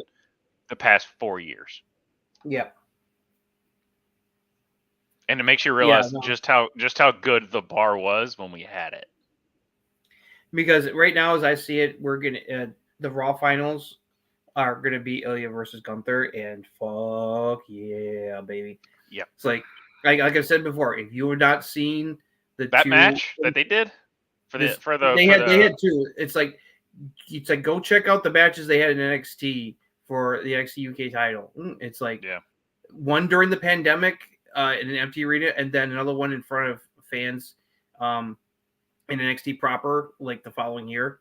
It was just like, didn't Shawn Michaels came out and say like that was his like top 5 match of all time? Yeah, it's like HBK says one of the best matches he's ever seen. And there was no fans, right? Because that was during the COVID era. Yeah, their first match was during COVID, in front of no fans over in the UK, and it's like they just beat the fucking bejesus out of each other. Yeah. And then they did it again at the Performance Center in front of a live crowd. It's like a year later. Pretty sure, it was 20. Yeah, 21. It was 20. Yeah, it was 2021 when they did that, because it was not not long after that Gunther got called up to the main roster. Yeah, and that was before he got fit. Yeah. You know, and all that stuff. I know I liked it too. It was like Vince McMahon's like, I don't get it. And then he had a 6-pack. Goes, I get it now. It's like, well, you were already pretty much out by the time, right? Because Gunther. I forget what they showed like his matches they would lose, but those two have insane mad chemistry. It's like we're gonna have a bet.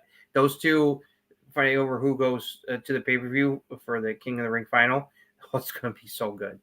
Mm-hmm. That King of the Ring final. I wonder where they're gonna put that on the card, because that's the King of the Ring. It's not gonna be a King of the Ring final, but Gunther versus whoever comes out of SmackDown is gonna be a banger match. And it's like, give me AJ. Give me AJ right now. Give me AJ.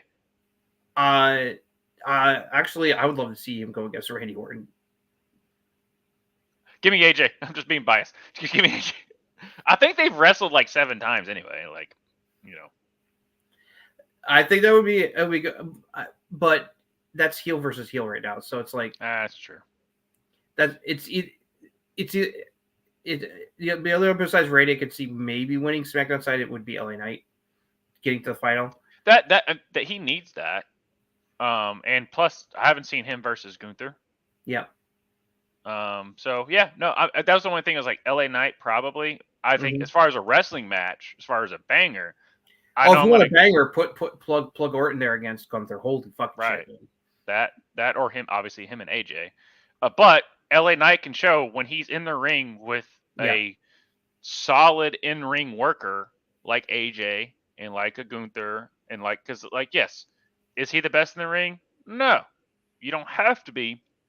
But as long as you're in the ring with the right person, you can put on, because that AJ LA Knight match at WrestleMania should not have been as good as it was. Yep. You know what? AJ is phenomenal for a reason. It is. And guess what? LA isn't good enough to keep up with him, because watch his match against Karrion Kross. Dude don't have it. Well, because match against LA Knight. All right, dude, you can still carry a title. Yep. Thing. All right. Anything else before we move on to AEW? No. A good episode of Raw. Mm-hmm. Yep. Good episode of Raw. All right. Let's go. All right. Here's a week recap of what happened on this week's episode of AEW Dynamite. Show opened with Adam Cole cutting promo about facing Brody King for the TNT title in the main event tonight, and said that he talked to Tony Khan and the match would be a no disqualification match. Opening match was Orange Cassidy taking on Trent Beretta, trying to get payback for what Trent has been doing lately. Orange picked up the victory by doing a little chicanery Trent tried to cheat by pulling off the turnbuckle. Well, when the ref was directed, Orange pulled off the other turnbuckle, rammed Trent's face into it, and rolled him up for the victory. Trent didn't take that very well and beat the crap out of Orange after the match. Pile drived him onto the steel steps. Went to get a toolbox, but Don Callis and Chris Stanley got involved, trying to get him back off until security showed up. Then Don Callis actually helped Orange Cassidy at the back. Don Callis trying to turn Orange to the dark side, it looks like. Young Bucks arrived. No surprise, and took Tony Khan's spot to be dicks in the parking lot. Kenny Omega sent in a video showing he was in a hospital bed after being attacked by the Elite last week. Said that he revealed that while he was on the mend, he's going to use his EVP powers to book a match for Double or Nothing, pitting the Elite against a group of babyfaces for Team AEW in an Anarchy in the Arena match. FTR would be half of the team. The other two members, he said, would be revealed later in the show. Tony Schiavone interviewed Shruti Diem on the stage, cut a promo about her medical issues last year with seizures and how, coming back and wanting to win the Women's World Championship. Tony Storm came out to diss her. They had a back and forth, and then when Tony tried to attack her, Serena laid her out with one punch and walked away. And we had Haley Cameron taking on Mariah May. Mariah picked up the victory. Saraya and Haley attacked her afterwards, and then Mina Shikawara, of all people, made the save. Pac was being interviewed backstage, but got interrupted by Bullet Club Gold, mocking him about losing to Okada, and that obviously setting up potential issues between Pac and maybe even reformation of Death Triangle to take on Bullet Club Gold. Who knows? Young Bucks were shown in the back, putting themselves over, of course, and then we went to face-off between Swerve and Christian Cage. Chris Cross came out with Team Christian, the rest of the patriarchy. Swerve had the Mogul Embassy with him. They cut back and forth, but then the Mogul Embassy, not too shocking, turned on Swerve since they're still heels and beat the crap out of him, powerbomb through the table, much to Christian's delight. He went in the back and told the Young Bucks that was some good work and it's good doing business with them. Well, then they cut a promo on Mercedes Moné, hyping up their match at Double or Nothing. Then we had Switchblade Jay White taking on Rocky Romero, and Switchblade picking up the victory. Video package Samoa Joe training, getting back in shape, hyping up him up. Nothing too special. Then we had a bunch of jobbers taking on Chris Jericho and Big Bill. Their Learning Tree duo picked up victory, of course, and then Jericho cut a promo afterwards. And then Tony Schiavone came in to reveal that Hook would be back in action finally next week. Then we got to our main event match. TNT Championship match, no disqualifications. Adam Copeland defending against Brody King of House of Black. All kinds of weapons and stuff got involved. Brody King bled all over the ring. Adam Copeland speared in to pick up the victory, retain the title. Brody attacked him afterwards, but Kyle O'Reilly came out to make the save. Mercedes responded to Will's comments, cutting her own promo, hyping up their title match at Double or Nothing for the TBS title. Adam Copeland and Kyle O'Reilly were interviewed backstage. Copeland thanking Kyle for helping him out, and Kyle said, no problem, and he just wanted one favor in return, title match against him on Collision in his hometown of Vancouver, and Copeland said, done deal. Then the Elite, the Young Bucks, Okada, and Jack Perry came out. He's got a promo.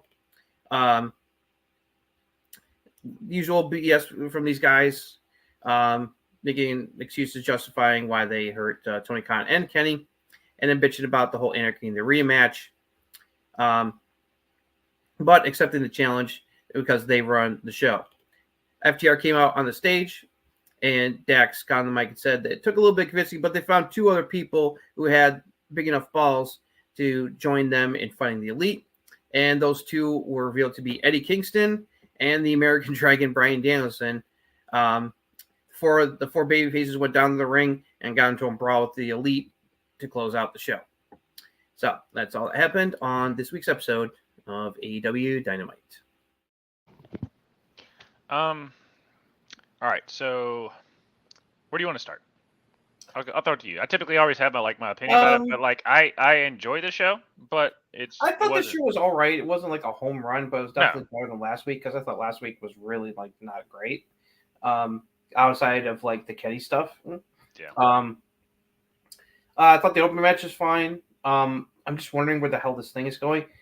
I don't know if Don Callis is playing mind games with Orange and it's really about Trent, trying to recruit Trent to the family. I don't know. It's it's really weird.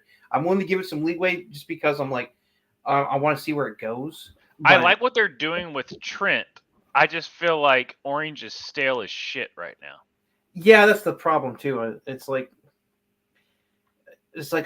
don't know if having him turn heel right now would do any good. I don't know. Orange is a heel. It defeats the purpose of Orange. Yeah, it doesn't feel like it would.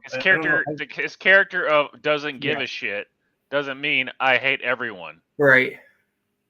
I agree. That's the issue. I think it's more maybe Don Callis just mind fucking with him. Yeah, but I like the Trent character development. It's just the fact that Orange is still stuck. Yeah. Still stuck. Yeah, I agree. So either you are not freshly squeezed anymore, you actually care, and just I don't know, whatever you're gonna do.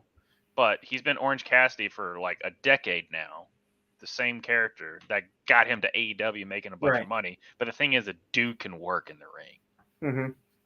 So I don't know what to do with that. Yeah. With me, I'm glad they finally got Swerve away from the Mobile Embassy, but the one thing I will say, and I heard a couple people say this, don't have anyone else help Swerve. I need that Swerve that got him over of F everyone else. I am that badass. I will destroy everyone that gets in my way. I need that Swerve with Prince. I just need those two guys. Prince come out, dance, whatever, do his thing, and then. But have Swerve. At least they addressed it because I was wondering, what the hell's the deal with the Mogul Embassy? Because they're still heels. Right. I mean, when Swerve was being attacked by Samoa Joe and Brian Cage on the same freaking show, and then it's the writing stuff we always talk about. Yeah, it's the inconsistency, but at least they finally addressed it where they finally turned on him. It's because I was waiting for it. I was just at first I was are they actually going to turn on tonight? Oh, okay, there it is. Yeah. It's I was waiting for it. I was like, all right. How much longer before they turn on him? Right. But I mean, just Swerve. Be what you've been for the past, 4 or 5 months that made us realize that you were the dude. Yeah. Just Serena sucks on the mic. Oh God, this is one of the worst parts. Look, I like Serena Deeb in ring work, but her promo, this was Liv. Her promo work was just god awful, and the crowd did not give a fuck. And it sucked because what she's talking about is really scary shit about the seizures she had to deal with. It's like you should be totally sympathetic for her as a babyface, but because her delivery was so horrible, the crowd did not give a fuck. Yep, they were chanting about the fucking Oilers. We're gonna take on the Canucks in the NHL playoffs later in the night, literally across the street, the other arena. It's but your girl Timeless is just so good. She saved this segment. She saved the segment a bit. It's because she's the only one who got any reaction out of them. It's that segment was death until Tony came out. It's Tony is. That's the reason you just can't take Serena. Right, I do too. She's so good in the ring. She's a good wrestler. But it's but that's the problem with AEW is they have good wrestlers. They don't have good. Not everyone has the great mic skills, and you're seeing that with Mercedes. We knew that she wasn't very good on the mic, even in WWE. But she has an aura about her. Gotta let people cut. It's at least gotta let them cut more pros. They gotta get their work in. Mm-hmm. Dude, Rocky still got it. Yeah. On that. A couple other things before we get. I thought the best match of the night for sure was Edge versus Burger Oh, King. dude. That kicked ass. Yeah, that I was getting ready to say that. Like, solid match, Edge. That's literally what I wrote down. All right, how do you feel about them doing Anarchy in the Arena here? Because All right. So, I like it, but it's also of, hey, you 4 guys. Hey, Bryan Danielson, you know you're in that faction. Who cares about that? You're AEW now. that's it's like, Eddie being on this makes sense because Makes sense. he's already he already He loves anarchy. That's Eddie. He already butted heads with the Bucks and Okada, and that led to him Right. losing the Continental title to Okada. So him being on The there only makes thing sense. Bryan Danielson has is because he did just face Okada before Okada's contract came up. Yeah, And he's Danielson not. being- That's the Kenny Omega spot, but he's not medically cleared. the Danielson being on the team is like weak. Eddie being on the team makes absolutely perfect sense. Because of it's like what he's already gone through at the hands of the Elite. It should have been Hangman. No, because Hangman's going to be on their side. He's still going to come back as a heel. I'm calling it. Okay. Do not be surprised if he shows up at Double or Nothing to help the Elite. No, but what you could do is just have Hangman, and then he turns on him and joins them at Anarchy, but they're not doing that. They're just doing straight up. But that's the thing is, like, either way you do it, it's still not going to be like, why? Well, because he was so heelish when we last saw him that him being on the babyface side would make no fucking sense. Yeah, and the only thing I would say is you just need to have a plot development or story development for, John and Cesaro and Wheeler and like the rest of the Blackpool Combat Club to be like, what the fuck are you doing? Like, just to have that backstage segment. I see Tony's logic wanting to put him into this match because Brian wants to be in this kind of match. He's done Anarchy in the Ring before. He did it last year. It's like, I think he's done it plenty times before. But there's no connection. There's no connection for him wanting to fight the Elite right now. No. Outside of FTR asking you you want to help us? Okay, sure. Because it's like, that was my only gripes. It's like, I'm like, okay, it makes sense. They want to do Anarchy and Narita. That's just a stepping stone to Blood and Guts because eventually it's going to be a Blood and Guts match, right, against the Elite. It just sucks we didn't have Kenny. It sucks that Kenny can't wrestle yet. So. And I do kind of like it is Anarchy right now because you have like 3 different people. You have the Young Bucks making matches. You have Kenny making matches. You have Tony Khan with a neck brace making matches. And I kind of just like that chaos because it's different. Yeah. It's something different I've never seen. Also, I did like the Elite just being just petty douchebags by like, hey, we're taking Tony's spot because he's not here. Right. And then also, I liked how they did like the whole like, oh, you thought we're going off air? Well, it's a different regime now, so we're going to stay on for another 8 minutes.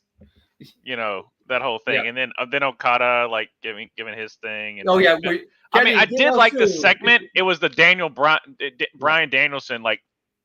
It doesn't make okay. The same gripe we've always had is hey, let's just do an indie card show. There's no build. It was funny. I watched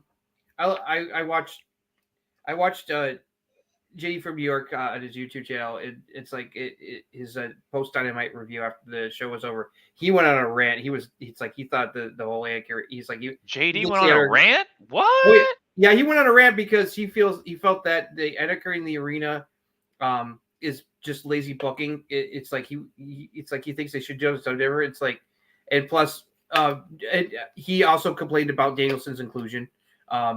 It's like that it didn't make any sense. Like he goes, Eddie Kingston makes sense. Bryan Danielson being on the team does not. It's like, I like JD's very good at what he does. He is. I very good at what he does. No, I do. He's like the new age Jim Cornette of like he's very good at ranting and saying things stink, but he also will give flowers to where they do. But no. But the thing is about opinions. Not everyone agrees with it. Yeah, but he's very good at what he does. I remember way back when he would just had like 100 people, and now he's got thousands. There's a reason you get there. He's got a big following. It's like he's got a couple thousand people watching every stream. So so he's making good money. It's like But he does. Yeah, sometimes he will go off on rants. I think a little bit much, but he also offers a really good constructive criticism for both companies. It's like because I remember him saying like after that one show where they showed the backstage stuff, and then the next show that they did, which really it was a fine show, but he like tweeted out, he goes, "Oh, they did this, this, and this. Already a better show than what you did last week. I still don't understand that." right. Like he still gives props where it is, even though it's still what like you said, like that show 2 weeks ago still wasn't the best show, but it was still like that show is still mine. Just I don't understand it. Yeah. But this is the best thing you could possibly do to make Jack Perry worth the shit. I will say that. Yeah, it's true. I mean, everything that Jack Perry has done up until this point, other than his Hook feud, because that match was great, but I think that's more on Hook. Yeah. I've never cared about Jack Perry. I can't buy into it. This with him with the Elite, and the way he's doing it, and his presentation. Okay, you've got me now. I will give props for props. I like what they're doing with him being with the Elite. I think that was a good move, putting him into the Elite. It's like, the other thing that I think is death right now is the Jericho learning true stuff. It's like I just don't give a fuck. I kind of was a little. And it hurts me. It hurts me as a Jericho fan. It's like that. I don't give a fuck, but I don't. It's like again. He's Mount Rushmore guy. Like, yeah, it's this right now. I'm just like, please, for the love of God, I just want to go back and watch KO and Jericho clips. I just want to go back, just back when he could like change gimmicks because and it still works. What happened to the Festival of Friendship, man? It's like it's like what happened to. Why is my name on the list? It's like where it's like where's that Jericho? Or the Jericho that launched AEW and put it on his back and actually that was still good shit. Like and now it's just like now you're just forcing yourself on TV. Yeah. Type of thing. But no, other than that, like I think this was a 6.5, 7 out of 10. I'd give the show like a 6 or 7 out of 10 maybe. Yeah. Something like that. But just don't have anyone help Swerve and let him be the badass that he is. Because of what he did before while he was a heel. Right. That freaking leap off the top rope that did the kick and then landed and then came up. I'm like, yeah. Yeah. It's good stuff there. All right. So let's see. Yeah, no. It started off a good start because I know some people are like, oh, come on. Can't give him a better quote of Christian. It's like, dude, Christian's one of the best fucking heels they got in the company, man. It's like, and they can have a banger match. So it's just like, shut up. No. Let's Swerve. The promo has already been good. So it's just like, And plus, because everyone's like, and understandably, it's like, I guess the rankings don't mean anything. Have you missed the fact that it's very clear that the Bucks are doing this because they want to fuck with Swerve? It's like they use their EVP powers to push Christian up to the front of the line because they're hoping Christian will take the title off of him. Yep. No. It is very NWO-ish of what they're doing in like the McMahon Helmsley era of what they're doing. Yes. And I'm entertained. I'm tuning in every week for their segments. As long as they don't get too large. If Hangman joins, then that's fine. It's like as long as you don't get as bloated, like NWO level bloated, then right. It's like, and the Elite's never been that large anyway. So it's like no, the biggest they've ever been is when I think when they had like Carl. I think it's working because the fans are hating the fuck out of him. So it's like, do you think though? I'll end with this last question before we move on to NXT. Sure. Or no, I'm sorry, Roxanne's Extreme Wrestling. What do you think that they are belittling Okada's potential? Not yet. He had a fucking banger match against Pac at the last pay-per-view, so I'm not worried about that. Okay. Because a bunch of people are like, well, they signed this guy to WWE, and look at what they did with him. I'm like, what have they done with Ospreay and Okada that isn't good? Like, it's not like they're like bringing them in and then just diminishing them. Like, they're putting Okada in the biggest storyline in the company, and they're making Will Ospreay the biggest wrestling god that they possibly can. So I don't know what else you could do in that company with those two guys, right? Which you paid a shit ton of money for, other than having the platform and the structure that WWE already has. That's the difference. So, but I see that I'm like, counter argument. What else are you supposed to do with them? Right. and because they're presenting them as still badasses who are nothing to be fucked with like they were in the other companies. So, if you pay all that money and then you just squander them, then hats off to Okada and Will Ospreay for just getting the bankroll without doing shit. But all right, let's move on to NXT. All right, here's what happened on this week's episode of NXT. Opening match was the returning Wes Lee, returning from a back injury, taking on Josh Briggs, trying to fight his way back up the ladder and get his hands on the North American title again, in the hands of Obafemi currently. Decent opening match between the two. Wes Lee picked up the victory with his finisher. Him and Briggs got into it afterwards and ended up taking out Ivar as well, who was at the ringside doing commentary during the match, since they're all gunning for Obafemi. And Obafemi just enjoyed the chaos from up above.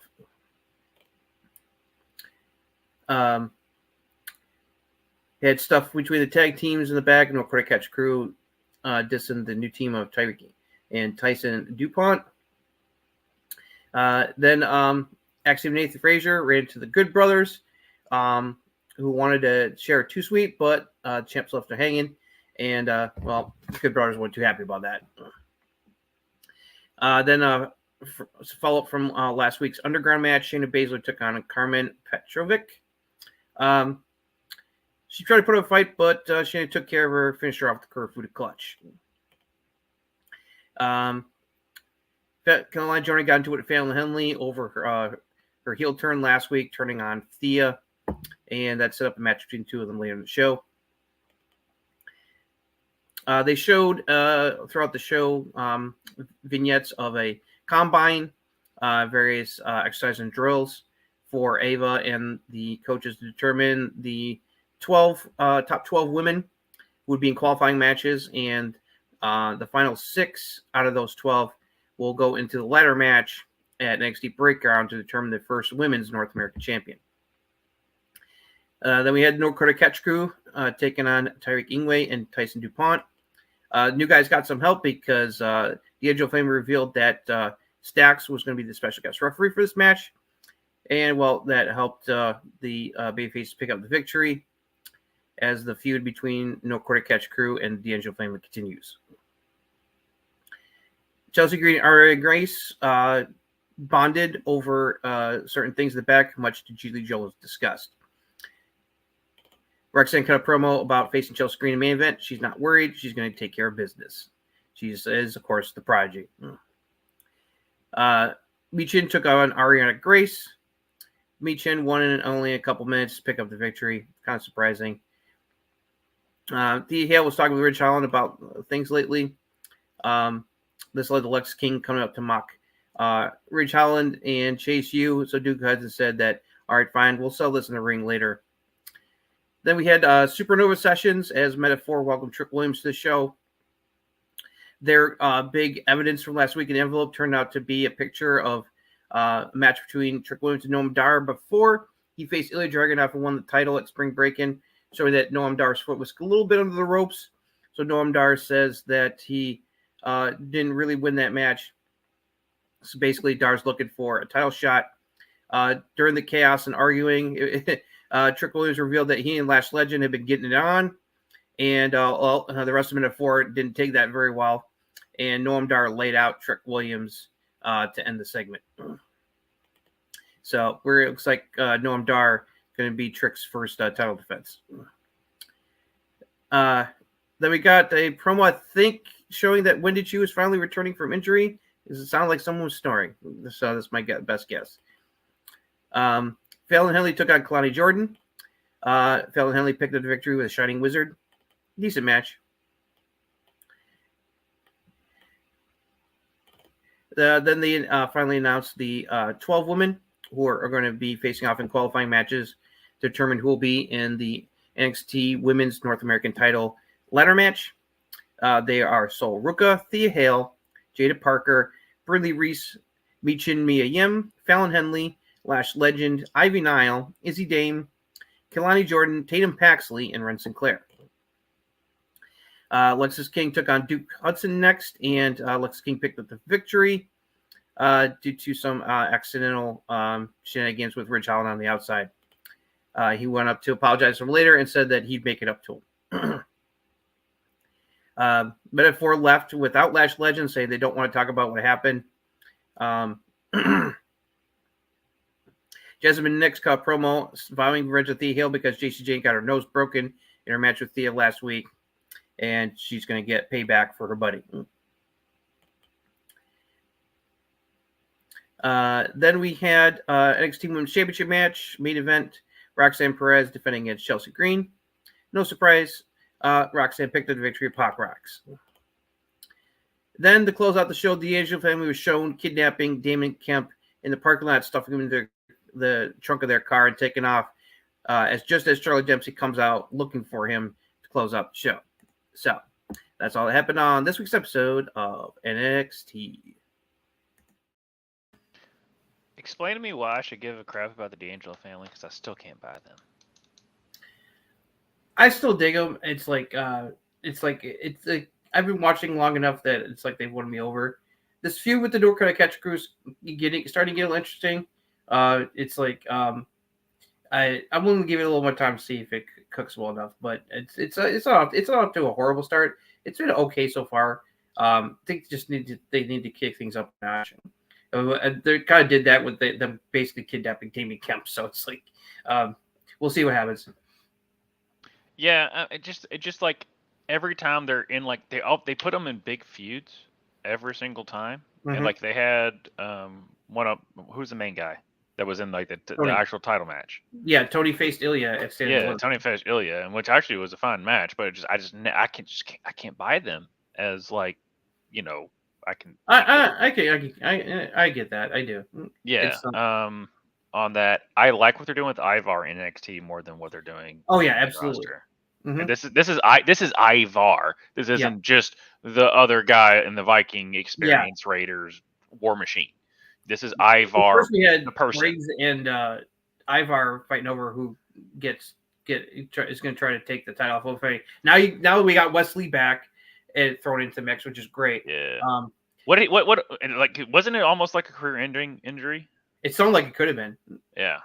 The way he was describing it. I was hyped. I was hyped when he came back. So no, he came back at the perfect time with Mello and Ilya leaving. Mm-hmm. So him coming back is really good for the men's division on NXT.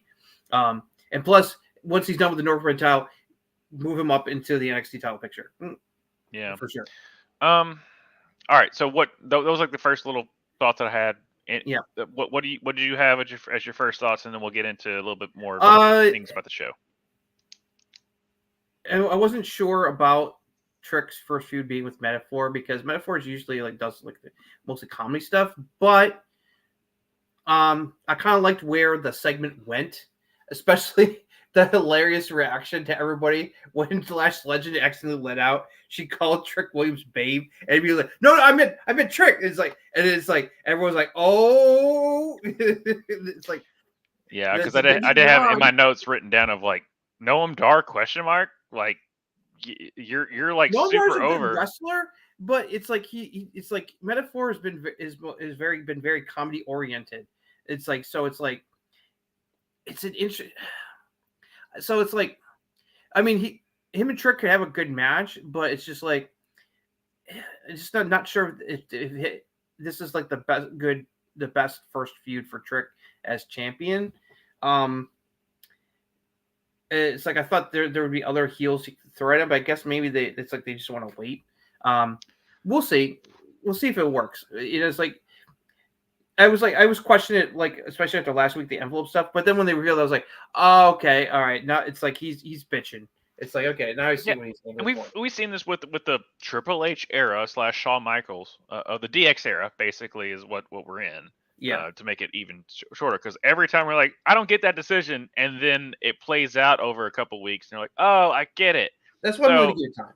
So it's just we just happen to get used to. We don't get payoffs, and we don't get when you have episodic television, unfortunately, you want to have banger after banger, but you have to have certain segments that have payoffs, certain segments that set up things, even if you don't want them. And I'm just getting my mind around that. Oh, I did forget about that. Misha B had a match against Ariana Grace, and she basically squashed her, which kind of surprised me. It's like I get Mia being back, and we want to push her, but they've been really kind of like doing stuff with Ariana Grace, especially the whole angle going on with her and Gigi Dolan. So I thought it was strange that Michin basically, it's like she beat her in like a couple minutes. Like, and that was kind of where I'm at. Is I'm a big fan of Mia. I'm a big fan of the Good Brothers, all that stuff, and even like they have Shayna. At least the Good Brothers stuff is going somewhere because it's leading to them taking on Nathan Frazier and Axiom. I did like them leaving them as like when they left him hanging. I was like, oh, guys should have done that. Right. Now the Good Brothers are going to come after you really hard now. Yeah, but the thing is, I'm just worried about those. That they've been called up. They've been on the main roster for so long. Yeah. And NXT is supposed to create new stars. Yeah. But we've seen where, the Baron Corbin experiment. Surprise, it worked. Certain like, hey, let's take you down. Yeah. But, and then the experiment works. It's working for the Good Brothers. And I think it's so far working for Mia but at what cost? Well, it's because they don't have anything else to do because they're not associated with AJ right now because he's in the heel mode and it's like I'm just saying that at the cost of the roster that you're trying to build up to be next stars. That's a good point. We'll just wait and see where it goes. It's like at least it's given something to do and it's obviously they're happy to be there. It's like I'm excited for it. I'm just looking at the from a perspective of what NXT was supposed to be. You're gonna be a picture, Yeah, I'm looking at the big picture of like, all right, you're trying to make new stars. It's kind of the same thing with like our biggest complaint about Triple H. I mean, not Triple H, but Vince McMahon is, oh, you think you're over? No, these 2-3 guys that make me money. That's it. Yeah. Type of thing, and then we're going to squash everybody else and like as Paul Heyman's speech said, Triple H allows for other superstars to be main eventers, or the wrestlers to be main eventers. Oh yeah, wrestlers for main eventers, and so that's the only on the outside looking in of the message of this era. But also too, my bias is I love the Good Brothers. I follow their whole career. I really like Mia Yim. I love her in-ring work. I like her swagger, her charisma, all of that. For some reason, the audience just hasn't bought into it that I have. Yeah. So I think that she is a main event level. And that's why they've kept him around. Like I still go back and watch look at her at the Mae Young Classic. She was awesome. That's the reason she got signed. On that. So she did great stuff in the Black and Gold days. It's like it's like she's awesome. I'm thinking that, this is the way they kind of like little recharge of the engines for him. Mm-hmm. It's like, hey, if it worked for Corbin, he's like it worked for other people. So couple other things. Sol Ruka's winning the North American Women's title, right? It's either her. It's either her or Thea at this point. I can see them giving the Women's North American title to either Thea or Sol Ruka. I'm leaning a little more towards Sol Ruka because she's a little more. Because Thea's a little bit more comedy still with the way her character works, but she's still really good in the ring. I feel like Sol Ruka, I think they see a little bit more in just the way she's been pushed lately. So I'm giving her Sol Ruka the edge. I saw her last show. She's the one that scares me. To the Golden Goose. Well, if she's got the Women's North American title, you don't have to worry about her taking the title. But I'm just saying of her potential of being that good. Yeah. On that. Okay. Anything else you want to touch on before we get to the main event? Because I thought the main event was pretty fun. I thought so let's talk about Roxanne. So I like how Roxanne's acting like Ava's out to like get her. It's like it works for her heel character right now, and it gives her good material for her promos. And she's really getting to a good groove with the heel character right now. It's like I like what she's doing. All right, you're saying everything that I'm not unbiased aside. I was like, okay, we're seeing the same show. Yeah, and I thought that her and she had a good match with Chelsea Green. It's like I thought it was funny how Chelsea Green and Ariana Grace bonded over the back, much to Gigi Dole's disgust. Right. Gigi Dole's just sitting there going, "Oh my god!" Right. But yeah, no, that it was good. It was a good filler thing until they figure out who is going to be her next real challenger. For because Battleground's coming up at the UFC arena there in Vegas, so it's going to be interesting to see who they're going to throw at Roxanne as a first major challenger. Who do you think? I'm not sure. They haven't. That's the thing. They haven't really built up anything. Because I don't know. Because I thought maybe Paxley, but Paxley's they're putting Paxley into the Women's North American title qualifiers. So she's like, so I'm not sure. Because there is nobody, because no one can match up to her level. No.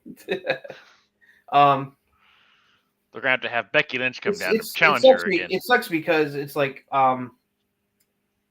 if Cora Jade or Nikita Lyons is around right now, you could put them in right away. But Nikita somehow, I don't know if it's the same ACL. She told the other one she got another ACL injury, which is why she vanished again. After she was it was like the Tegan Knox thing.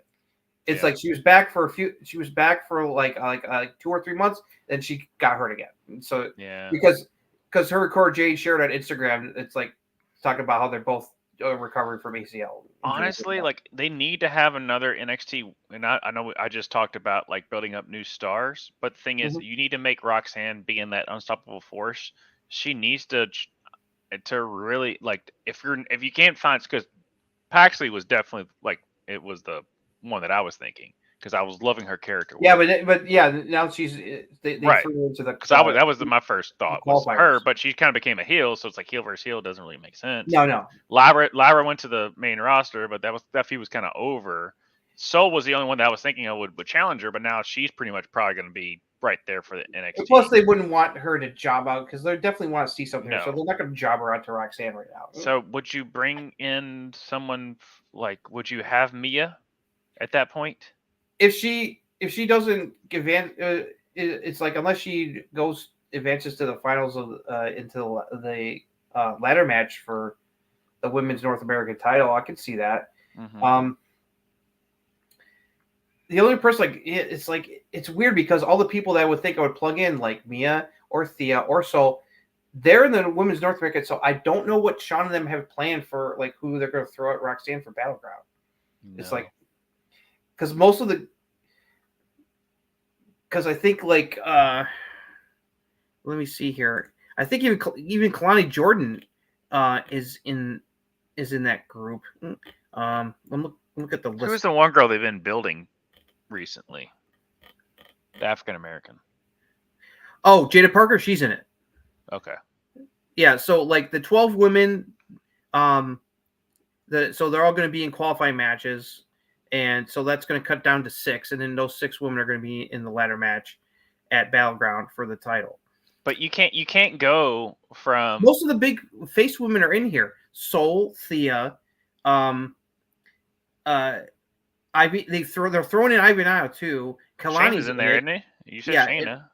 Kalani's in it. Ren Sinclair's in it. So a lot of the baby faces you would expect that could be potential challengers for Roxanne are in this. And if they lose their qualifier, then they just congratulations, you're in a title match. Like that's not. Yeah, good. Exactly. So it's like I don't know. It's like I'm not sure who they would throw at her right now. Natalya.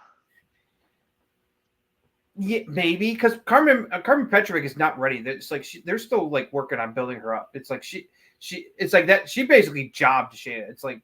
Well, no, Natalya makes sense now because they're gonna play on when she was behind the barricade and was like, oh my god, with the divas.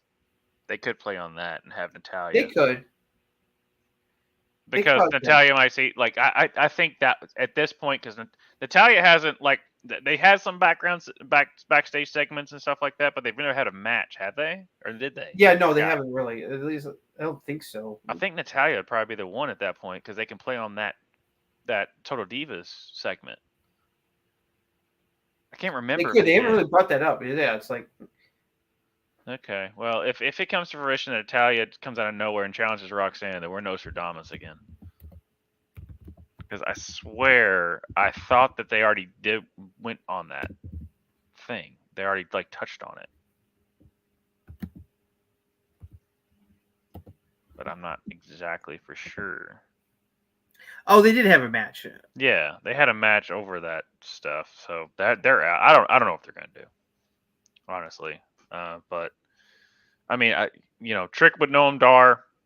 At least I understand why the match is happening. Whereas Roxanne, she's just kind of out there. Mm-hmm. And that they have a babyface challenger after she loses her qualifying match for the ladder match, that doesn't make sense. Like, you fell uphill. That's such Vince McMahon era. Yeah. So. Yeah, it was just last month. I forgot. It's like I thought they did. Yeah. They talked about it. All right. Well, I'm sure Sean will find someone. It's like I'm just not sure who it's gonna be. It's like, yeah, if any of those like in those top baby faces wasn't in it, like, I mean, unless you have just, well, Ivy now still there, so I'm trying to think main roster, like just Tegan Knox came out of nowhere and just challenging her. Okay. That would be weird. That'd be weird. Like, it just there's like no one's been on TV in the main roster, and then, oh, by the way, I'm gonna challenge. That's why it sucks having both Cora and Nikita Lyons injured, because right. It's like, yeah, and then you called up Lyra. That was and Kiana. Yeah. So Kiana makes sense. Like, again, I don't mind those call ups, but now you're like limited to be like, all right, you called them up. That feud was done to death, and that their last match, that cage match last year. Remember that cage match? Oh, it was terrible. It was terrible. It's terrible. It's like they drove that feud into the ground between Roxanne and Kiana. So it's like plus Kiana's still a heel, so that would not have been a good idea at all. I think it's settled then. No one can challenge Roxanne because she is the greatest.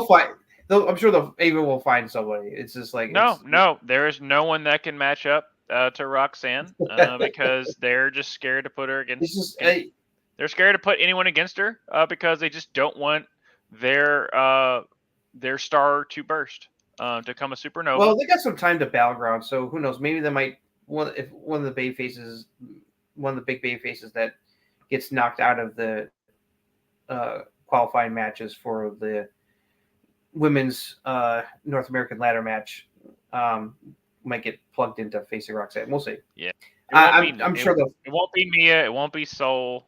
They just gotta pick someone who is a credible threat, but is not going to beat her. It's like, right. It won't be Mia because she literally came back about the NXT North American. It's not going to be Soul because that's why she came back. She's going to be. She's probably going to make the match. It's like unless they randomly, I would love to see Roxanne versus Shayna. I think that would be a fun match. But they're heel versus heel, so it doesn't really make sense there. But that's that. If you're asking me just as far as match wise, who I want to see Shayna. Who I would love to have seen, but she's stuck with the Ariana Grace stuff, would be Gigi Dolan. Mm-hmm. I agree with that. Yeah, I'll take Gigi with Roxanne. Again, I want the new stars, but of the people that are involved with the North American blah blah blah. But you're not gonna bring down Ivy now. You're not gonna bring down Shayna Baszler and have them lose their qualifying match. It's Mia and it's like Shayna's not involved. It's Ivy now and Mia are in the right. And you're not gonna have Ivy lose her qualifying match because then you're just killing her career. Yeah, no. They're just there to give some credibility to the match and help elevate the match a little bit to help out the young talent for sure. Yeah. It's like, yeah, well, we shall see only in the coming weeks. But hey, guess what? We're going to talk about it next week. So stick with us. Thank you all so much. I know it's late at night, but schedules and fun stuff and all that stuff. But Justin, it's always a pleasure coming here and talking shop, wrestling, all that fun jazz. Talking Shop is the Good Brothers podcast. So that's not what this is called. It's called Ruckus Wrestling. But we will. But always a pleasure. Thank you, Justin, for making those breakdowns. And like, subscribe, patreon.com/ruckusev. Join the rocket ship, as Bobby Burger says. Like, subscribe, all that fun stuff. Join the Discord. We're over there talking literally like that's the biggest thing that we talk about on the Discord, to Chishka's chagrin. But that's the one thing we talk about the most. The wrestling channel is red hot right now. We're red hot, guys. But thank you so much, and we will see you all next time.